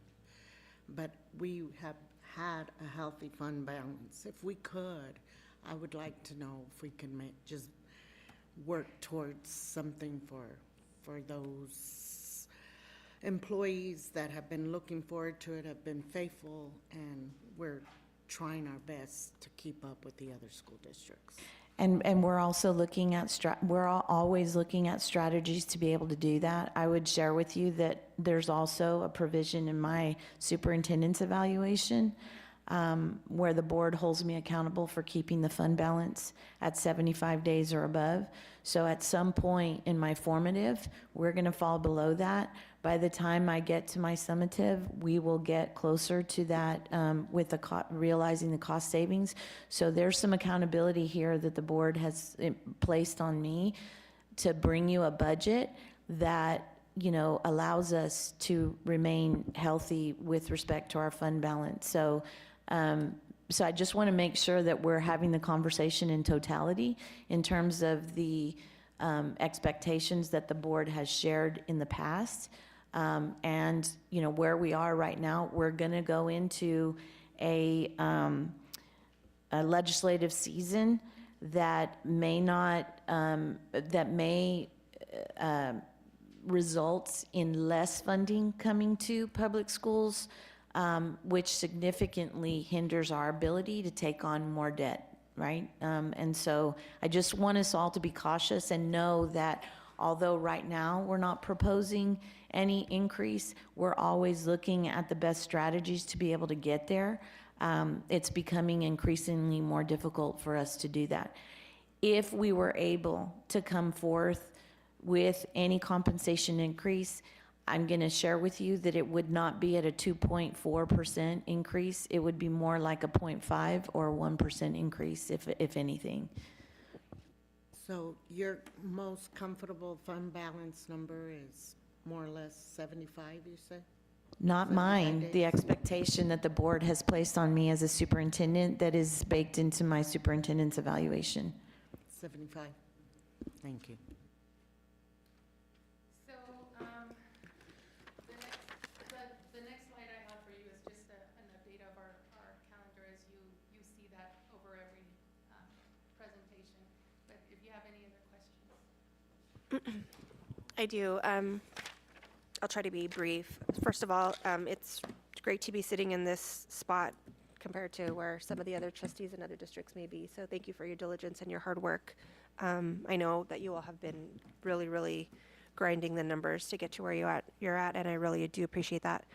As Alex would say, I hate to be the Debbie Downer, but I do have some serious concerns about the missing equity-based funding model that we've been talking about for the last couple of months. That was something, again, that I brought up last year that I still don't feel like I've seen really enough of the claws in the dirt to get going. It was 2022 when we sat down here and codified that into the strategic plan, or started having that conversation to codify that into the strategic plan. December, I believe, is when we codified that into the superintendent evaluation. So I know we do have some general systems approaches for academics, but I do just have a deep level of frustration because I keep telling my constituents, the district has told me they're going to share, plans for an equity-based funding model, and that's where my frustration lies. Is we get these, even as we're looking at our STAR data for this year, the two highest performing schools are your two far west side schools, and the two lowest performing schools are the two schools on the south side. And to have had this conversation in 2022 about what are we doing, I know, and we all know, that there's so much great work that we're moving towards, but I do think that we owe it to the community to provide something that says this is kind of what we're doing, and this is how, again, my concern is that we're baking this into the evaluation. I know part of it is that we're going to be working in tandem with MAEC for the equity audit, but within the last couple of months, the district has assured me that we were going to have that. But my concern is more, I was told I was going to have something brought to me in May and something brought to me in June. And so I guess my question is, how are we going to ensure that we can provide that to the community before we adopt the budget on June 24th would be my primary concern at this point. So I'm going to have Mr. Garcia and Ms. Aguirre share I'm gonna be honest, in terms of a full-baked equity model, we don't have one yet, because again, we do need more information from the audit to get there.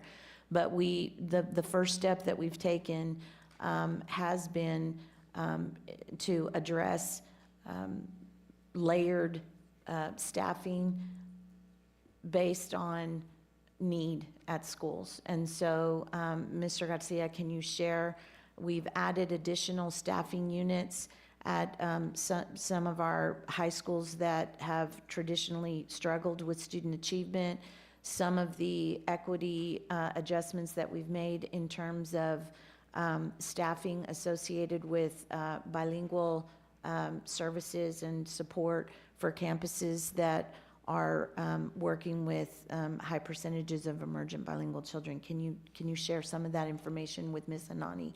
And then we'll need to provide a full board update on, that for not only her, but for the board.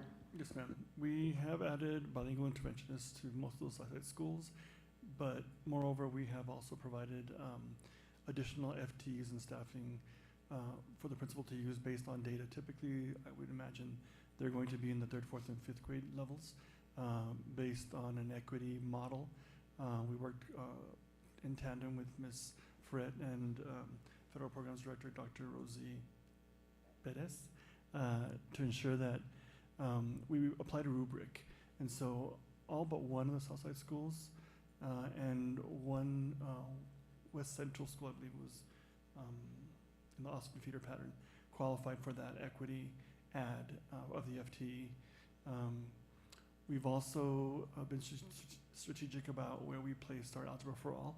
So Guillen, coming for the school year, will be an Algebra for All campus, and to ensure that we have that pipeline of mathematics and STEM throughout the whole feeder, and we're planning to expand that into Hart with the new principal as well.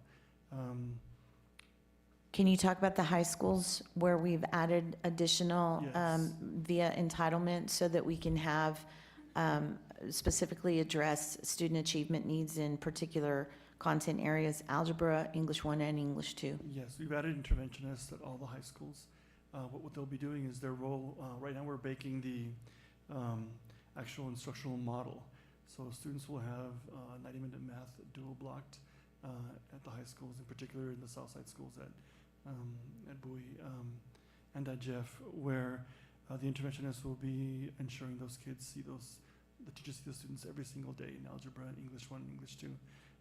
The model that we're using is going to be a little bit of a departure in our practice with regards to the pedagogy, but we are going to have some independent time, some teacher-directed time, and then some other time where students can really focus on filling of gaps and specific areas of concern that we're using data to focus on. So what that means is that we're going to have additional staffing so that we have pre-identified students that see algebra every day rather than every other day, English 1 every day rather than every other day, and English 2 every day rather than every other day. So that is an increase in staffing for those campuses, aside from the staffing that other campuses have received. So we'll make sure that we line that out so that you can see the additional, cost and the ways that we came to those additional adds. Now, again, it's not where we want to be long-term, but there are moves that we're making in the right direction to address specific needs and also layer. If you all recall, a year ago, I shared one of the things that we needed to do as a system was ready, set the system and build an infrastructure, and then, and then layering on top of that. And so year 2, as we go into 24, 25, there are some additional layers that we're adding when we think about, intervention needs and specific instructional needs for some of our neediest campuses. And you are right. I mean, we've been disappointed with the preliminary scores that have come in for Domain 1. So we've got a lot of work to do. Yeah, no, thank you for that. And I know these are conversations we've had. I mean, we've certainly, this is information that I'm hearing. And again, and I do appreciate you, excuse me, sharing that with the community. The concerns that I get from the constituents really is where are the funding sources? a lot of the times they will point to the entitlements as being, well, I mean, students are entitled to that money, right? That's why they're called entitlements. But how are we diversifying the funding allocations within our system? And I'll be honest with you, I have been very defensive of you all and really defending the work that you're doing, because I have explained to my constituents this organization was deeply in need of some very, very deep systems changes. And that work is not easy, that work is not immediate, that work takes time. So I have been defending that work, and I will continue to defend that work. Where I get frustrated is that I'm promising them things that have been promised to me, which is how we are providing this information to the community that's easily digestible. So it's one thing to say it now, but how are we providing that? Because when these family members see that their campuses are again at the bottom of the list, I think that we owe it to them, knowing that we're deeply engaged in the systems work, to show them these are the steps that we're taking and this is what we're doing differently. And I don't think they're getting that information. And as much as I'm, able to kind of extract that here, the conversation that we've had is that we're not going to have a full equity-based funding model until we complete the equity audit. But I've also been told there is going to be ways we can earmark money in the interim so that we've got pockets of money that we can, that we have, so that as we're doing the work, again, for me, this is about a sense of urgency. That I'm going into my 4th year, and I'm almost at the point where I feel desperate. Where are we seeing it? How can I show my communities that we're truly doing the work, even though I believe the work is happening? And so that's the place that I'm coming from. And again, I've talked about this, we've got to do a better job of communicating that regularly at board meetings, making sure that they understand we're committed to you, we're doing this for you, for our students, and this is how we're doing it, and this is where the money's coming from, so that they don't just feel it's the same old, because entitlements, all that stuff, I mean, we see that stuff every year. This stuff, I see it every year, this is what we're, but the work that's different, we need to explain how it's different, and I think how it's going to be different in the future. So my ask would be if we could have some sort of this maybe more digestible for transparency purposes to the community, maybe at the 24th. Yeah, the 24th. Or even a day before that. That may even I don't know. That's open. Well, we can certainly add that to the presentation and really break down, whether we're using entitlements or other money, how is the money being used differently to truly address equity where it may have not been addressing equity in the past. So that's one thing. We'll also share some additional funding that we're getting outside of our funding sources in terms of grants and things that we're also layering on to support, specific needs, academic needs that we have at many of our campuses. So we'll create a few slides that give a full accounting of the steps that we're taking to really move towards a more equitable, funding, just funding opportunities in general, while we're continuing to work with our equity audit and getting to that point. So we do have the information and we can share it with you. We'll share that on the 24th. We could share it on the 20th. Let me look at how heavy the meeting is, but whether we do it on the 20th, we'll do it again on the 24th, just so that we're reinforcing that.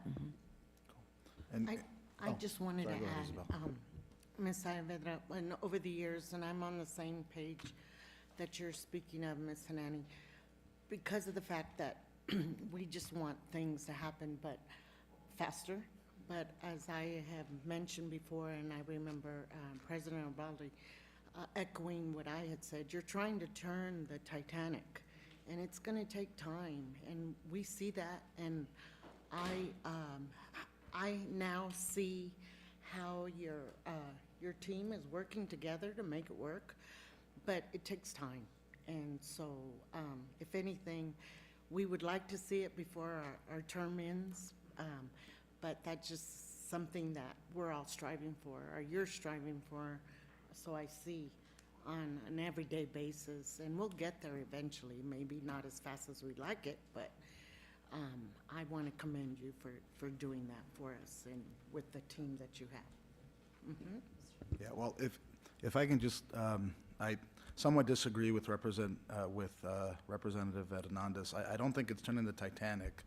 I think what happened is that it was almost a disenfranchisement, right, between the South Side schools, where it was a prior leadership, right? We didn't have Ms. Saavedra here, so we're thankful that she's here now.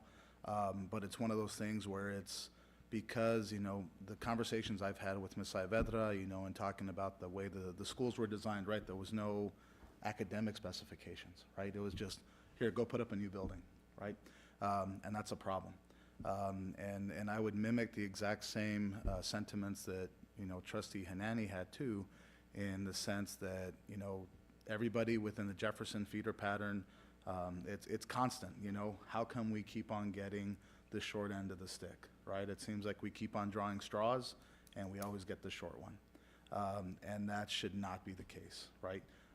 Every child is equal, every child has the same dreams, aspirations, and it shouldn't matter whether or not they grow up with a $100,000 house or $1 million house, right? So with having this, you know, diversity module and this equity module, and the diversification that we need to have within EPISD, I think it's one of those things where it's not necessarily easy, but I think in the sense of having the bar be on the bottom and just having everywhere to go from the top, right? And we don't doubt that you all are doing the work, you know. Ms. Macias doing the work too with everything going on with her position, and the entire cabinet. But like Ms. Hanani had stated before, you know, we need the answer sooner than later. Because, you know, it's the people in these communities that are coming to us constantly, and like she said before, we just don't have an answer for them. And there's only so much we can do by saying, there's only so much time we can buy by saying, we understand your situation, we understand those conflicts, and we're trying to get you those answers. So, you know, I would absolutely, you know, highly stress the urgent necessity to get those answers ASAP. That's all. Thank you. And I do believe that as I'm listening to everyone, that it really is more of a communication piece and really highlighting here is not the ultimate place we want to be, but here's a good starting place, and here are the things that we're doing to move us in the right direction. And although, as everyone has said, we're doing the work, highlighting that piece of the work is critical and important for community to hear. And so we hear you, and we'll make sure that we're not only sharing with you on the 20th and the 24th, but over the next few weeks in board updates, we'll continue to provide bits and pieces so that as I meet with you all individually leading up to the June board meetings, you can provide some feedback on clarity and what might be more digestible, because we're going to need to use that information as we think about destination district redesign, because we're going to be working over the summer to stand up and improve our website in the name of transparency and just with pieces of information. And this may be an important component that we need to add to that website. So. And then really quick, I just wanted to clarify, I use the bottom two schools as an example. They happen to be in the south side, but, you know, I've always really talked about the northeast, central, and really just all of the schools that are in our, you know, low SES areas. So I just wanted to clarify, but thank you. And again, I truly believe that the district is committed to this work. And I will continue to defend the work that's happening, but I agree. I think it is the way we're communicating it and outlining it for the public. And if there isn't anything else, shall we close out the meeting? At 11:37, we're going to close out our budget workshop meeting. Thank you so much for your feedback. We appreciate you. Thank you.